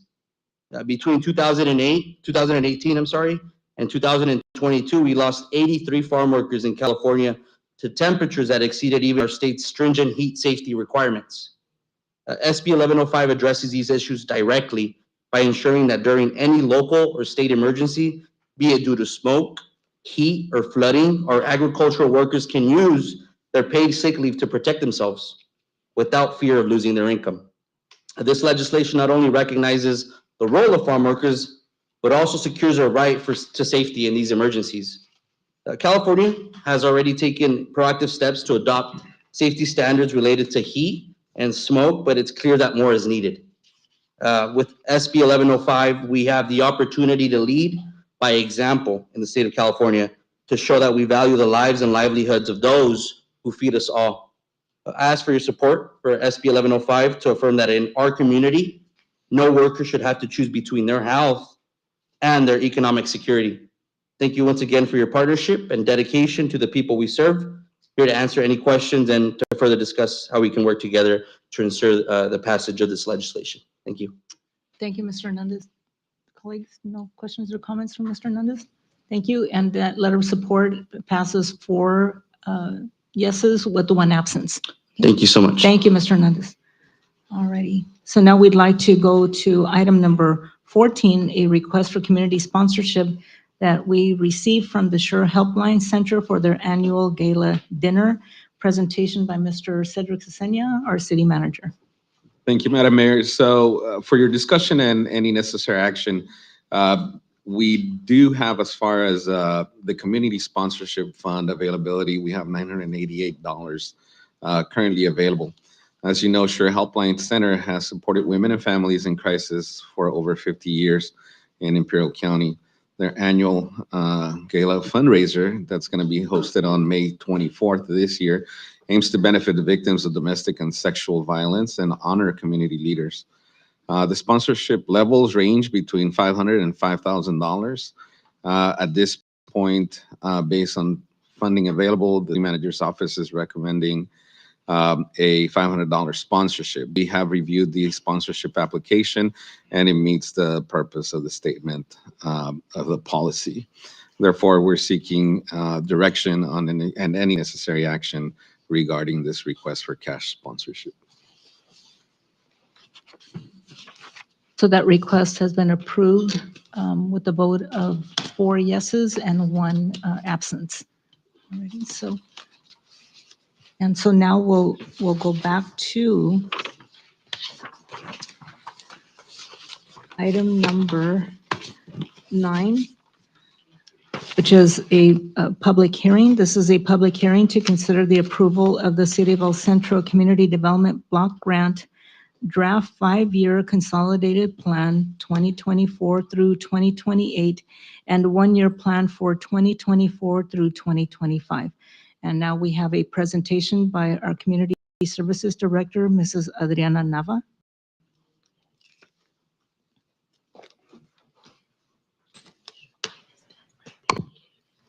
Hello, Honorable Mayor and Council and members of the audience. Tonight, we're going to be discussing our consolidated plan, as well as a recap of the previous funding allocation that was decided upon by Council a couple of meetings ago. So we speak a lot about the consolidated plan and the annual action plan, and so I just wanted to give a brief recap of the two plans that really guide how we spend our CDBG funds. So annually, we receive an allocation. In order for us to spend that allocation, we're required by HUD to complete a consolidated plan, which is a 5-year plan that we use as to how we're going to distribute resources as well as achieve goals and objectives. For this year, we anticipate receiving $583,406 when you combine our allocation and then program income funds. So through the consolidated plan is how we prioritize our housing and community development goals and how we're going to achieve them using the grants. And as part of that process, you may have read your consolidated plan. There is definitely a numerous public outreach efforts that we do. We also consult with many of our nonprofits, receive information from them, and then all of that is incorporated into the plan. We also include a resident survey where we ask the community about what they would like to see and needs that we have as a city. Our annual action plan, then, it breaks it down into, I guess, bite-sized goals. Annually, we achieve some of the things that we say we're going to do through our consolidated plan. And we also include in that plan how we leverage resources. So for example, in addition to HUD, we include Measure P funds to create some of our projects. So we leverage different grants and we combine in order to bring together some of the projects that you see that come before you. So our program objectives through CDBG, they must benefit at least 51% low to moderate income persons also assist in the prevention or elimination of slum or blight, and then meet other community development needs having a particular emergency. And we saw that a lot through COVID. So for this program year, we have 583,406 available. Public services, we have 17% so far that have been allocated. Then program admin, 20%, and then we have some funding for other eligible activities. So these are pending the final approval. Last time we had some discussion regarding some of the nonprofits. You had asked for some data and we included it as part of your packet as well. We have fair housing, which is a required activity, the senior nutrition program through Catholic Charities, the homeless day center also through Catholic Charities, and then the discussion was regarding Sure Helpline and El Centro PAL. The funding was divided 5,130 for each of them. We had previously suggested just choosing one, but council felt it was important to partially fund both. In your packet, you have a breakdown as to how funds will be used for those entities. So you want to continue in the same manner? That was one question I had from our previous meeting. Or did you want to just include one as to be funded? Madam Mayor, may I say? Yes, please. I think what happened in the discussion is we had shared that we had approved funding already for the PAL program, correct?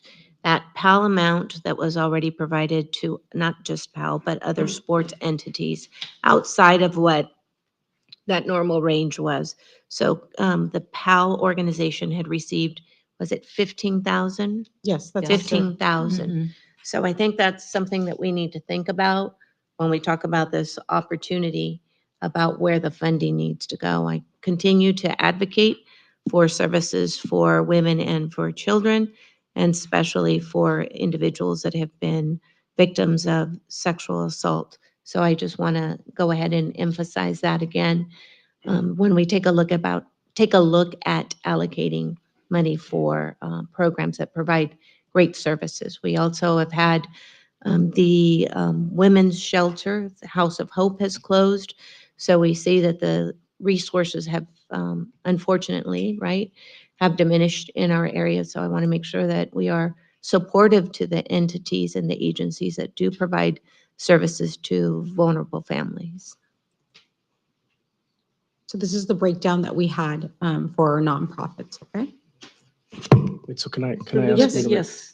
My question is to the comments that Member Cardenas made in regards to PAL. So the money that they received, that was from the special sports sponsorship program for Measure P. Is that Yes, correct? that's correct. Okay, all right, thank you. That's correct. Carter, do you have any questions or comments? No. And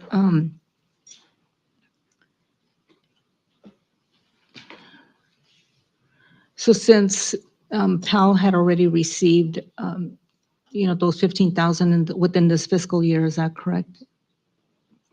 Was it directly This is to PAL or future, was it would be a different fiscal year It would because be this is looking forward and they receive that allocation this fiscal year. this fiscal year? Yes, Okay. So this would be for the next fiscal year? yes. And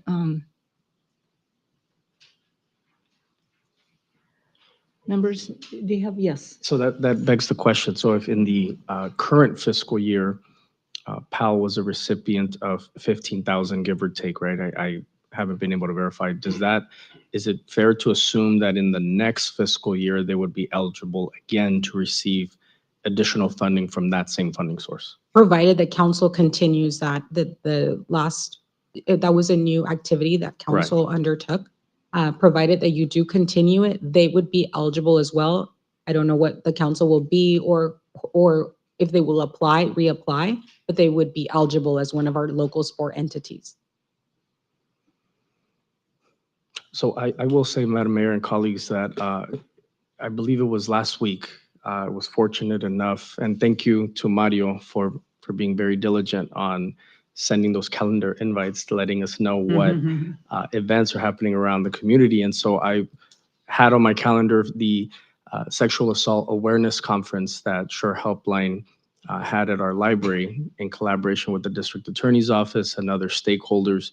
And in that presentation, I was able to capture just the numbers, the amount of calls that are made, the amount of cases that are opened up, how many of those actually yield to a case that the district attorney will take up, how many of those will actually result in conviction. And so depending on whether or not you're a victim and your case actually gets taken up or not, you will need different services along the way.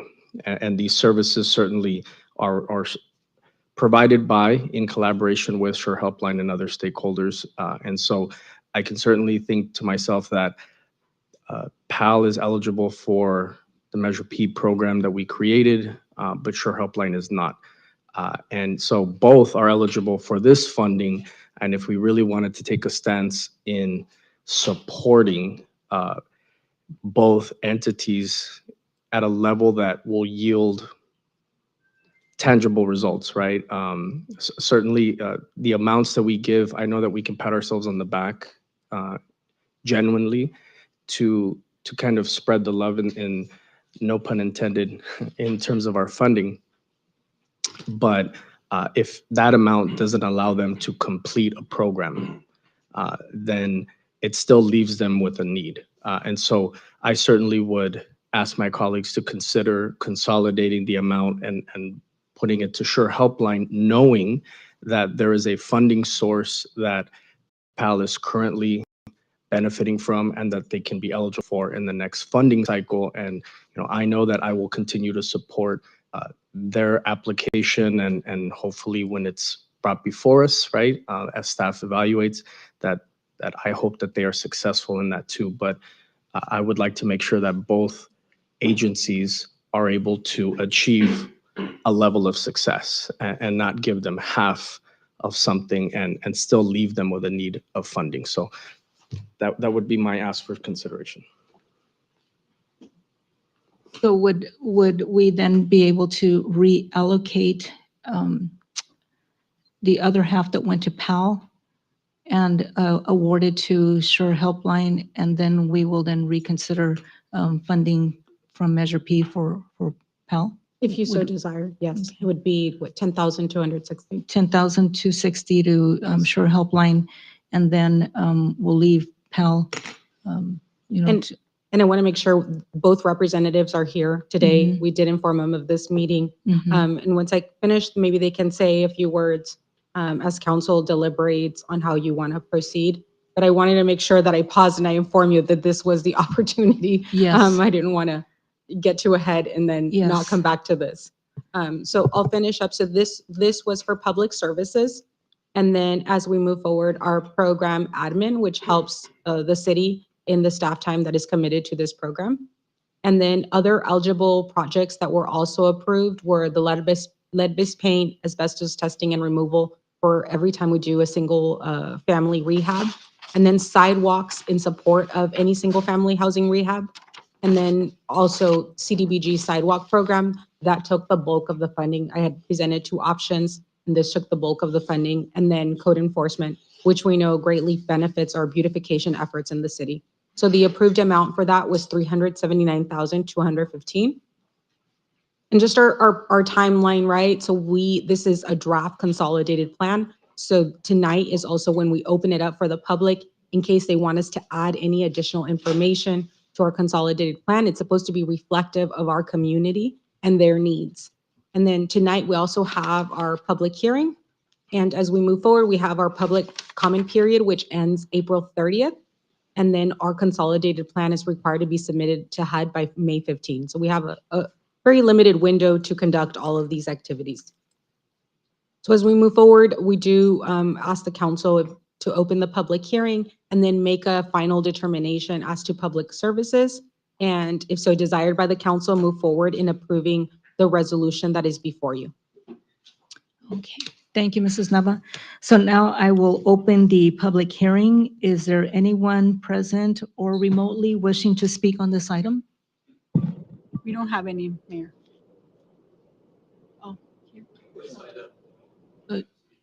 Pardon? Would you like to speak on this item? And then we'll. Yes, and you will follow the gentleman that. Madam Mayor, City Council members. I know it's always tough to, when you're sponsoring different programs. El Centro Pass always has been serving the lower income and on the east side of El Centro. Since I started in 2012, we started taking statistics in 2013, and it's averaged about 73% low income, and it ranges from low income to very low income to extremely low income. And it's interesting because no matter how many kids we have, each one of those three categories is in the 20s, and then the rest is the kids that are a little more have a little more income. But funding is always important. I know that the asset forfeiture is a no-go this year. I know that the federal government decided that in the past, if you had a law enforcement nexus, you could be funded up to $25,000. And that changed for the upcoming year, that they're not going to be able to fund us because of the fact that it doesn't fall into Treasury guidelines. So that leaves us with a $25,000 hole and in our budget. And it's going to be interesting to see how we go forward next year. But I hope that we do our Measure P is available for us. I know that we do have to use Measure P by June 30th, so that's going to leave a gap after that, which usually the asset forfeiture funding took care of. So I do appreciate your time, and if there's any questions I can answer, please feel free. Any questions or comments? No. Okay, thank you. Madam City Clerk, do you need a speaker slip from the gentleman? Yes. Yes. Madam. If you wouldn't mind, what's his name? Ed. It's like, oh, well, that's okay. Yeah. Marisoles. Oh, Mr. Presidio. Okay, already. Thank you, Mr. Presidio.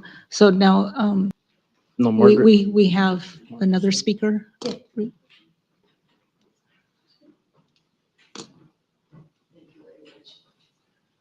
Thank you very much. I really want to thank you for thinking about Sure Helpline.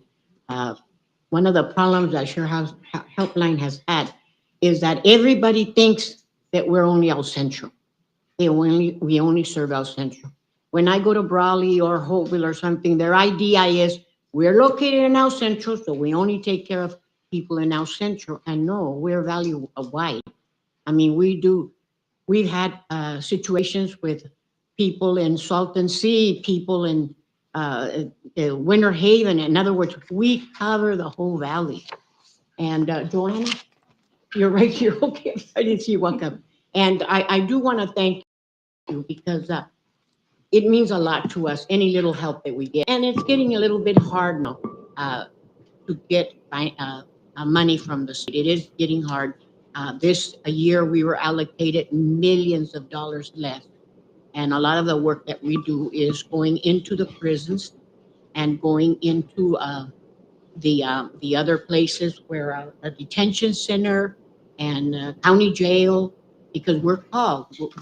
And a lot of times it may not be a rape at that moment, but it's somebody that needs to talk to somebody, or they feel that they were to a certain degree assaulted. So I'm going to let Joanna tell you a little bit, please. Thank you. Good evening, Mayor and council members. Just want to say, like Margaret mentioned right now, thank you again for the support. This funding the increase of funding, if possible, will help us provide more services to just 5 clients.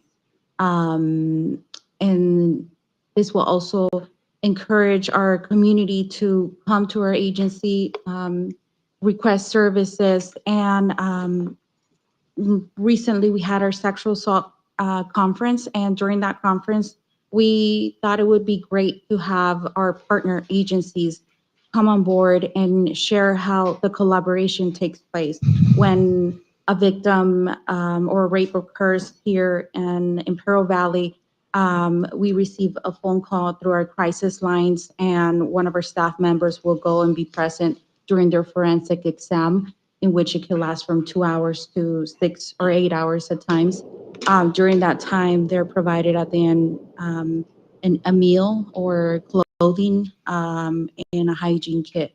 After that, they're also entitled to receive support services like counseling, advocacy, accompaniment to the court hearings, and also the collaboration to be able to provide support through the legal in court with the district attorney's office, and also with the support of Women Heaven through their restraining order process. And so we don't do the job that we do alone, we do it together. And that is why it is very important for us to emphasize on the importance of the collaboration. And all of you tonight, are joining us in the force of collaborating and bringing more support to victims of sexual assault. Because every 68 seconds in the United States, there is a sexual assault victim. And unfortunately, every 9 minutes, that victim is a child. And from 1,000 perpetrators, only 25 are incarcerated. So we still have a lot of work to do, but we can't do it alone. And with the increase of funding, this will help us get to where we want in this community. And I'm a true believer that our community is strong, courageous, and amazing. And if we continue to join forces, we can only help our youth and our soon adults have more opportunities to be able to receive victim services, support, and guidance for a better future. Thank you. Thank you. Any additional requests for comments? No, no, Mayor. No? Anyone remotely? No, okay. Madam Mayor, I just want to express that I lean both ways. Both of these, they're very nice. Both of them have good programs. I do want to put that out there because PAL, I live close to PAL Shore Helpline. I've been a part of them for a while too. It's, both of them are really good programs. So I just want to say that before we vote. Well, thank you, Ms. Carter. So let me close the public hearing. Okay. So the public hearing is now closed. Alrighty, so now we will bring it back to council, but I guess, Mrs. Mendoza, do you have? I have nothing additional? to add. I just wanted him here for the final comments and the final allocation of public services. Okay, all right. So let me bring it back, yes. I did want to say that, Councilmember I think that fair to say that without getting into the weeds of weighing the merits of both these entities, I'm trying to look at this as objectively as possible in the sense that we have this one funding where both of these organizations are eligible for, and then there's another funding source where only one of them is, right? And so in my mind, it's if we're able to fund at a higher level one organization from this funding source and the other one that's eligible for the other one, so if you think about it in this way, you give 5 and 5, and then PAL is eligible for 15,000 in the other one versus 10 and 15,000. That seems a lot fairer, right? And so it would obviously be my responsibility as I say that to when PAL applies and it comes before this council to keep that in mind if I am willing to have that level of commitment within myself. And so that's the nature of why I mentioned it, so that we could look at it in the totality of what we want to allocate and set both organizations up for success, and really not get into the who merits more, who delivers more, and because it's really not about that. It's about stating both of them are, and how can we best fund both of them in the entire fiscal year and throughout the budget. So that is the spirit behind why I suggested to consolidate the allocations towards Shore Helpline and this under the CDBG, and then we will look into the funding source under Measure P for PAL and other athletic activity organizations in the future. So I was thinking along the same lines. And so to then reallocate the full amount to Shore Helpline, and then we will take into consideration PAL when we have, funding in Measure P. Okay. So will that be sufficient for you, That will be Mrs. Mendoza? sufficient as long as I have an adoption of the Okay. draft plan with those changes in it. Alrighty. So now, So we will then motion to adopt the resolution. And do we, is this a, no, it's on.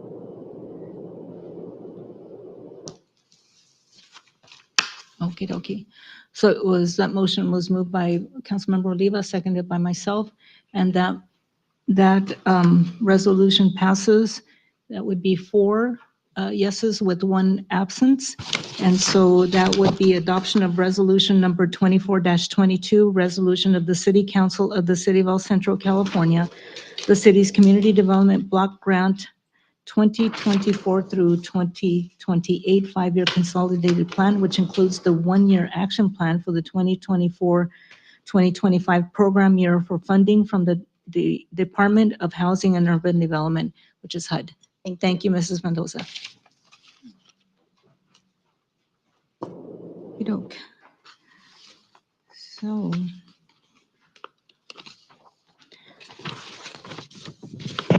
Now we move on to new business, item number 10, discussion and any necessary action regarding the agreement between the City of El Centro and Jacob Green and Associates for Fire Department Strategic Planning Services, and presentation by our Fire Chief, Mr. Joseph Bernal.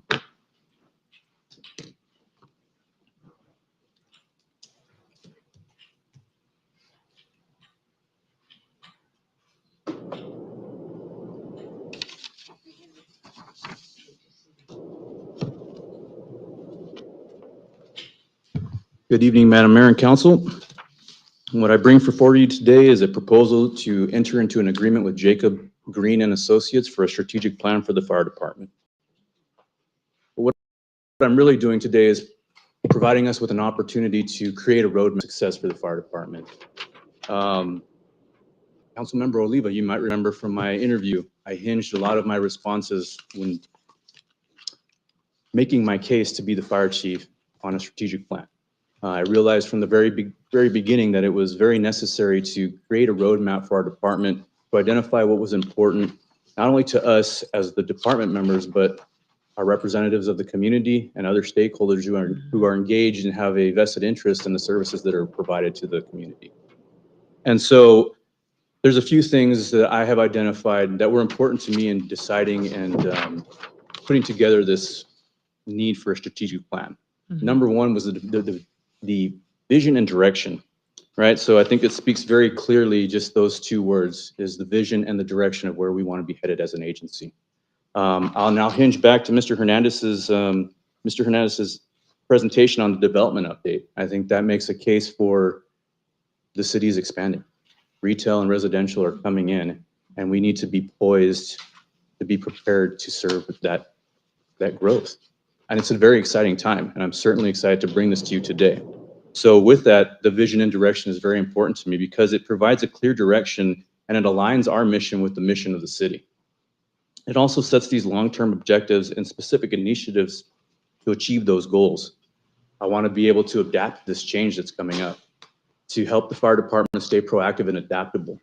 And then additionally, I'd like to be accountable. This is not something that I bring before you as a document that I want to, it's nice and pretty, it sits on a shelf, we do nothing with it. I want it to be that roadmap to the success. It's going to be a tangible, actionable item that's going to be very important to directing the path of the fire department moving forward for the next several years. The benefits of this plan, the way I see it, is the enhanced efficiency. The strategic planning streamlines our operations, leading to an increased efficiency, but more importantly, the next 2 points, the stakeholder engagement and the SWOT analysis. So the stakeholder engagement is very important as it not only conducts one-on-one interviews with our personnel to see what's important to them in developing this plan, but it also engages our city leadership and our partners in our response, including members of our police force and also other partnering agencies. Community surveys, department surveys, these things I believe are very necessary to create a very complete picture of where we want to be headed. And then additionally, the SWOT analysis. Well, that's the strength, weakness, opportunity, and threats. And this one actually intertwines quite nicely with another task that we've undertaken with the fire department. Well, we have recently engaged with the Center for Public Safety Excellence, and were chosen as a beta site for what they call their certificate program. And what that entails is us as a fire department conducting a community risk assessment and developing standards of cover. Basically this program, along with our strategic plan, what it really does is it allows us to tell our story as a department. It gets our abilities, our opportunities, our weaknesses, and where we want to go, and it makes it very transparent, and it memorializes it in a document that hopefully down the line will hold us accountable to, seeking through and coming through with these improvements and the ideas that we want to kind of make a reality for us. So let me kind of give you a bit of a history lesson here. So back in 2017, we brought in the Center for Public Safety Management, not to be confused with the Center for Public Safety Excellence. And they did an analysis of the department. And what they did do is a comprehensive analysis based off of the data, based off of interviews and things of that nature. But it wasn't a strategic plan. What it was an analysis that developed 43 recommendations as to how the department could improve. We've addressed several of those, and there's several that are outstanding. And some of those outstanding recommendations are number 14 and 15, which the strategic plan will help kind of knock off the list.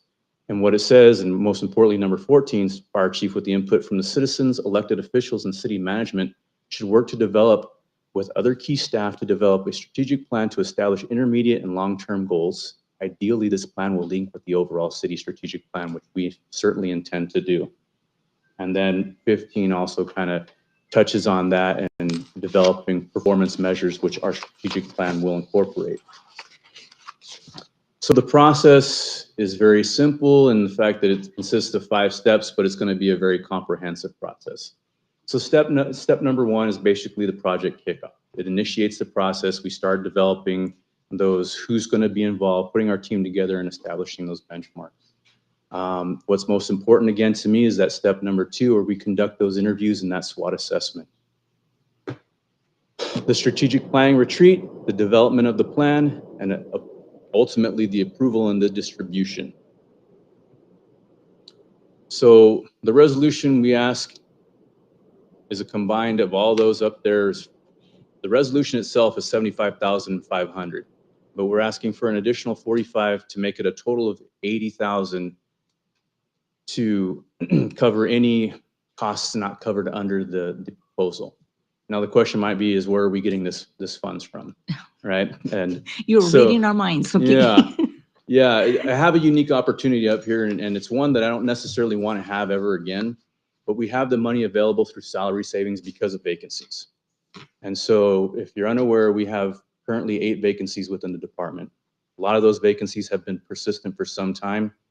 We fill them and then we lose personnel. So those vacancies have created an opportunity to take from our salary savings and create this plan. Otherwise, I wouldn't be up here pitching it. I understand that's a big ask. And the reason I'm up here is because this opportunity has presented itself kind of at a nice time with everything happening with the projected growth. And I'd like to bring on more personnel to fill those vacancies. So this is a time for me to seize any chance that I can have to parlay those funds into something very tangible and I think something very beneficial to the success of our department moving forward. And so with that being said, that would be the end of my presentation. I also have Mr. Jacob Green, who is the gentleman whose company we will be contracting with online if we have any questions, but I'd be happy to take any questions that you might have of me. I do, Madam Mayor. Yes, go ahead. I think it's essential. I myself, where I work, as far as the organization I work for, we do SWOT analysis all the time. We are responsible for how we administer and spend public funds. And what greater measure than to actually have a strategic plan that has measurable goals and allows us to make sure that we're working towards that progress. To me, I see when we talk about staff, that's also investing in the infrastructure of our city to ensure that our staff is prepared, guided, and knows exactly where we're headed. And you're right, a map could look beautiful with economic growth, but we need to make sure that we're prepared and we're ready and have the staff that is trained and ready to meet those demands. This is part of forward thinking, accountability, and transparency for the dollars that are tax dollars in place. So I can see the importance behind it. It truly is the blueprint to the work that happens in your department. Yes, I want to make sure that we have a very sound and transparent direction for the future success of our organization. Councilmember Oliva, do you have any questions or comments for? No, just a simple comment that I thank you for keeping true to the vision that you had during your interview. And I really appreciate it, more so because it's a great idea, but it speaks towards your leadership and your integrity to your words. So I do appreciate you bringing this before us. I just commend the leadership because that's what I was getting ready to say, because it takes a plan of thinking to get this, an outcome like this. And I appreciate you putting forth this information for us to actually see it and approve it for you.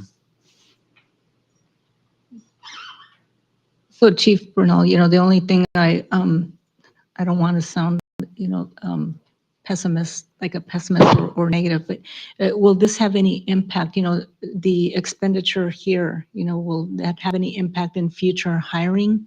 Or is that, this is going to be spent in this fiscal year, but will you be allocated funding in the next fiscal year for, recruitment of new?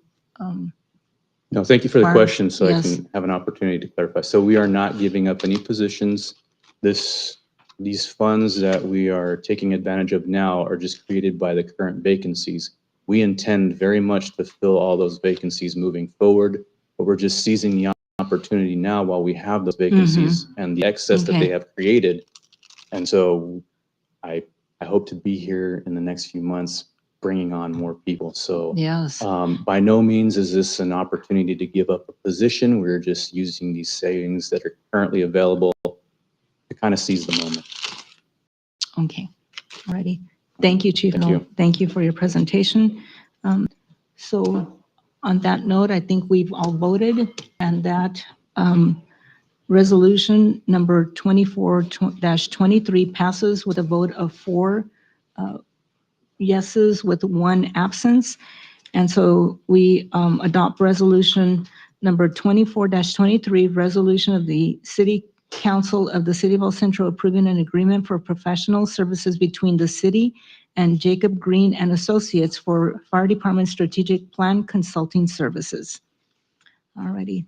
Thank you, members. Now we move on to item number 11, discussion and any necessary action regarding approval of supporting project delivery schedules and timely use of surface transportation block grant funding for transportation projects. Presentation by Mr. Abraham Campos, our Public Works Director and City Engineer.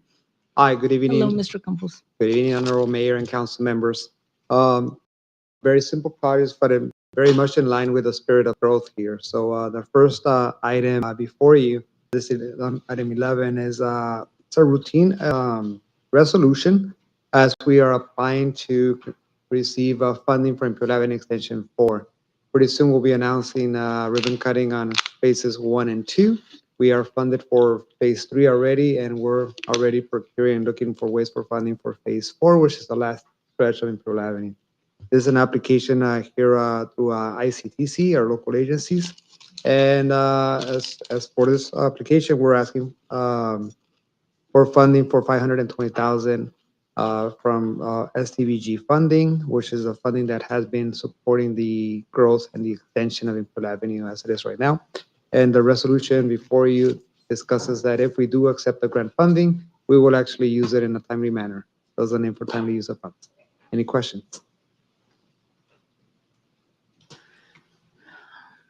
It doesn't look like we have any questions, Mr. Campos. Go get it. Go get it. All righty, so. Grant requirements to get these resolutions. All right, so we adopt resolution number 24-24 with a 4-1 vote, 4 yeses, 1 absence.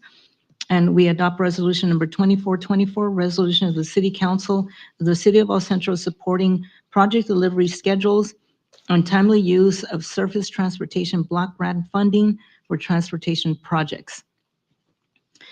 All righty, so now we move on to item number 12, discussion and any necessary action regarding the approval of contract change order number 1 to the Commercial Avenue Improvements Project and approval of a revised project budget. Again, Mr. Abraham Campos, take it away. Fantastic. So this item is on regarding an overlay project, a resurfacing project on Commercial Avenue on the east side of town. This is between Third Street and Dogwood Avenue. It's an industrial area, very much of need of resurfacing. The work has been completed in that area. We're waiting on the final scenarios and approval of this change order. The project is within budget in terms of our budget cycle here at the City of Central with finance. However, because the bid came below what we expected, we decided to fully expend the available funding in the grant. The grant requires a 1-to-1 match, and we're adding a scope to the project with this change order to do a longer lasting improvement. Instead of just doing the surface improvements, we went ahead and did dig outs, which basically means that in areas that the asphalt was in bad shape, we took that asphalt out deeper than normal and refilled it back in, and then resurfaced the whole thing so that we have a roadway that will last for many, many years. Thus the request for this change order to make those additional repairs with the funding that was already in our budget, but was in exceedance of the approved contract when we approved it due to the budget savings on the original award. Any questions? I don't think so, Mr. Campos. So, alrighty. Madam Mayor, the only yes. highlight, I just want to, I'm very mindful of the impact to the general fund, and I just want to say thank you for leveraging the increase on other funding sources. So appreciate that. So that, that recommendation is adopted 4-1. And okie dokie. So now we come to almost the conclusion of our meeting, and we go into task force reports by the mayor and council members. Carter, would you like to, I'm going to reverse the order. However you'd like, Madam Mayor. Alrighty, so Yes. Ms. Sonia Carter, would you like to go first? I'm sorry, did I catch you?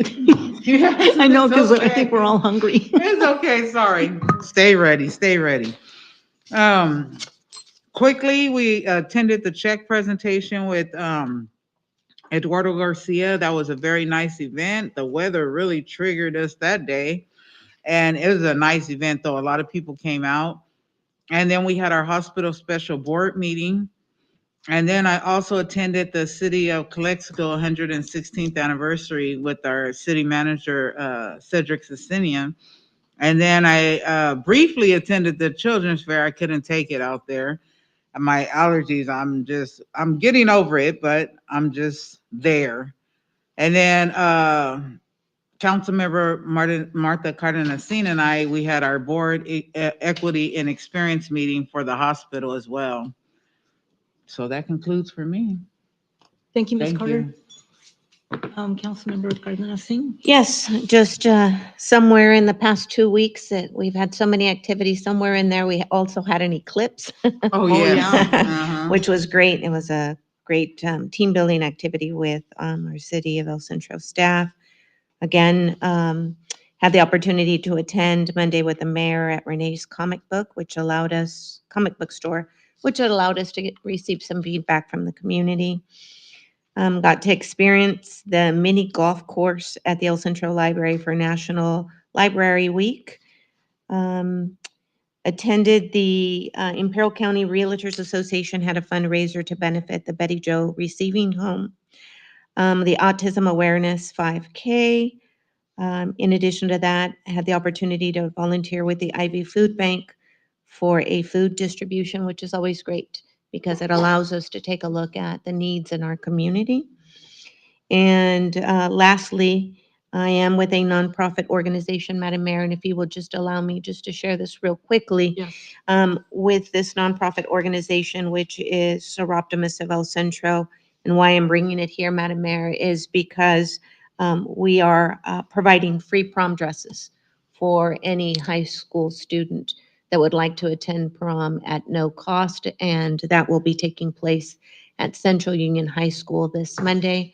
So it is available there at Central Union High School from 4 to 7. So I just wanted to make sure that I promoted that opportunity. Many times, the cost incurred by prom could be a deterrent for many individuals. So we wanted to ensure that we afforded at least removing one obstacle or barrier, which could be the cost of a dress. So I thank you for allowing me to go ahead and put it in my report. Yes, Thank you. Councilmember Oliva? Yes, thank you, Madam Mayor and colleagues. As mentioned, there was a check presentation with Assemblymember Eduardo Garcia over in the downtown area for the Embellece project. And so it was $4.8 million for a beautification project. I think that it's a beautiful design, beautiful concept, and I know that the residents of El Centro are going to appreciate it once they see it get off the ground and they are more familiar with the renderings and the vision that is meant to be there now. Since we last met, there was that event. I was also fortunate enough to attend the Sir Optimist Ruby Awards. I had a great time there, and congratulations to the individuals that were recognized for their work around the community. This past Saturday, also mentioned the Association of Realtors fundraiser for a good cause, and so I attended that as well as the Children's Fair. I want to thank the staff that participated. I know that there was different departments, whether it was code enforcement, public works, but they were receiving public input on some bicycle and pedestrian improvements along Imperial Avenue,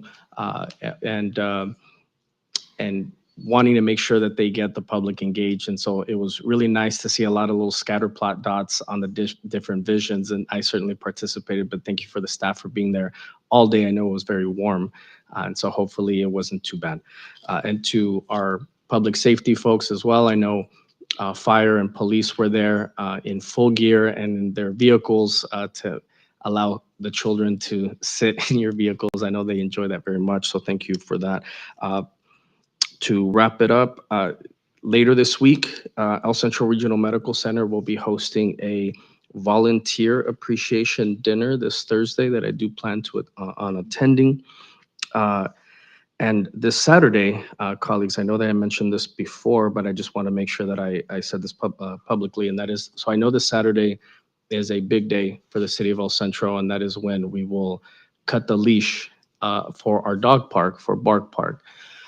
And I know that there's been a lot of discussion related to that, and I'm just sharing openly that I unfortunately will not be able to make it because I have a personal event with family to take care of my grandmother's estate, not even an estate, but her property in Mexico, and to have it transferred to my mom's name. And so my mom left today to Morelia, and I will be joining her on Friday, so I won't be here for that. I've never visited my mom's home state, and at my age, I just feel very guilty that I've never taken the time and just prioritized career, school, everything. But certain things are important to me personally and my family, and so I'm just choosing to stop making excuses and prioritize certain things because I never know when I'll be able to visit with her and have her boast about her hometown, in the future. So I want to make that a priority. So I apologize to the community and to my colleagues for knowing ahead of time that I won't be able to make it, but I promise you it's a good cause. So thank you for allowing me to do that. And lastly, today, April 16th, it's my older sister's birthday. So if she ever gets to see this, I just want to say happy birthday, Sarah. Hope you and your family are doing well in Colorado, and hope to see you soon. With that, Madam Mayor, I yield back. Thank you, Councilmember Oliva. So, I too was present at the check presentation with Assemblymember Eduardo Garcia. And, again, thank you to him and to Caltrans for the consideration of the funding that we're going to receive for the Embellece Park project. But, I would be remiss for not recognizing Mrs. Adriana Nava, Mr. Abraham Campos, and Mr. Angel Hernandez for all the work that they put into the proposal for the grant funding that we're going to receive, not only to beautify, that park, but also to add to the revitalization of our downtown area. So again, thank you, and we look forward to watching the development and of the beautification of that park. I also attended the Autism Awareness Fair that was held in the city of Imperial at Eager Park, and I don't know if for those present, I do have a little great nephew. His name is Lucas, who is autistic. He's 3 years old. He's non-speaking. He's not, he's nonverbal. But, with the help of, San Diego Regional Center and with James's autism group, he, my niece has really tapped into many of the resources and the services that they offer to, help them, to hopefully, be able to function, and speak, hopefully, and I pray for that. So was also at the Eclipse Watch Party. So that's always, it's kind of scary to think, that if you look at that, without the proper eyes, the proper glasses, that it could affect your eyesight, but that was fun. So also had a meeting, because this is an initiative that I've been working on for the last couple of years to launch the Helping Hands work program. So hopefully this is, it's getting closer and closer to finalizing all of the, the details. And hopefully that once we launch this program, we will be able to at least start off with 5 homeless individuals, and put them to work and hopefully help them maybe turn their lives around. So we're getting closer and closer to that, and I will keep talking about that until we actually launch that. I was also at the Seroptimus International Ruby Awards Gala at the food bank last Friday evening. That too was a very significant event because it recognizes, the assistance that women give to other women in the community, and so it was an honor to be there. And oh my gosh, well, we've been so busy, but I also will be at the leash cutting ceremony this coming Saturday to open up the dog park, for those that have, animals and, pets and their beloved doggies, that they can bring down to the dog park. And so I'm looking forward to that. The city also released to go in line with the Embellece Park project, the city released a food truck ordinance online survey today. So we want to make it easier for food truck operators to operate within the city limits without impeding traffic or causing other issues. And we want their opinion, okay? So you can find the survey on our website in both English and Spanish. And my next Monday with the mayor will be held on Monday, May the 20th. We still have not determined a site, but it will be in our downtown area. So I encourage the community to come out to talk to me about any topics that are related to the city of El Centro. And with that, I will turn it over to our city manager, Mr. Cedric Cesenia. Thank you, Madam Mayor. Most of the events, I think, either I attended with someone else, so they've been already mentioned. The one that wasn't mentioned yet, Mario and myself had the opportunity to attend the Fentanyl Opioid Outreach Committee meeting. That's led by the District Attorney's Office. Both police and fire are heavily involved in that, so we're collaborating with them. And then I had the opportunity to attend the CJPIA Executive Summit in Bernardo, which basically was a bunch of city managers sitting down talking about executive level type of stuff. That was a really nice and good learning experience for myself. And then earlier today, I'd like to call your attention to the back of the room over here with Battalion Chief Chapin. You have the newest member of the El Centro Fire Department, which is Battalion Chief Eddie Ainza. So Chief Ainza started today, and he's hit the ground running. So he's already got some projects the chiefs got him working on. And I have to say this, he also hails from Calexico Fire, as I did. So that's a proud moment. Nonetheless, now he's a member of the best fire department in Imperial County, the El Centro Fire Department. And it's the people at the fire department that make it the best, just like every other department across the city. I do want to highlight HR. They've actually been doing a lot of activities with our city employees as far as the wellness program is concerned, as well as team building type of stuff. Out of left field, we came, the idea of a solar eclipse watch party came up, and they were able to pull it off in short notice. So I thank them for that. We had a lot of city employees as well as a lot of our council present.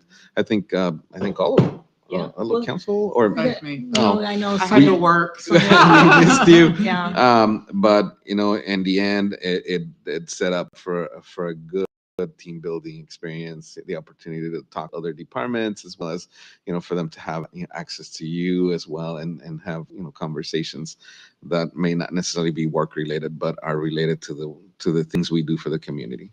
So that's the end of my report, Madam Mayor. Thank you, Mr. Cedric Cesenia. Well, it is now 8:32 p.m. and this meeting is adjourned. Good night, everybody.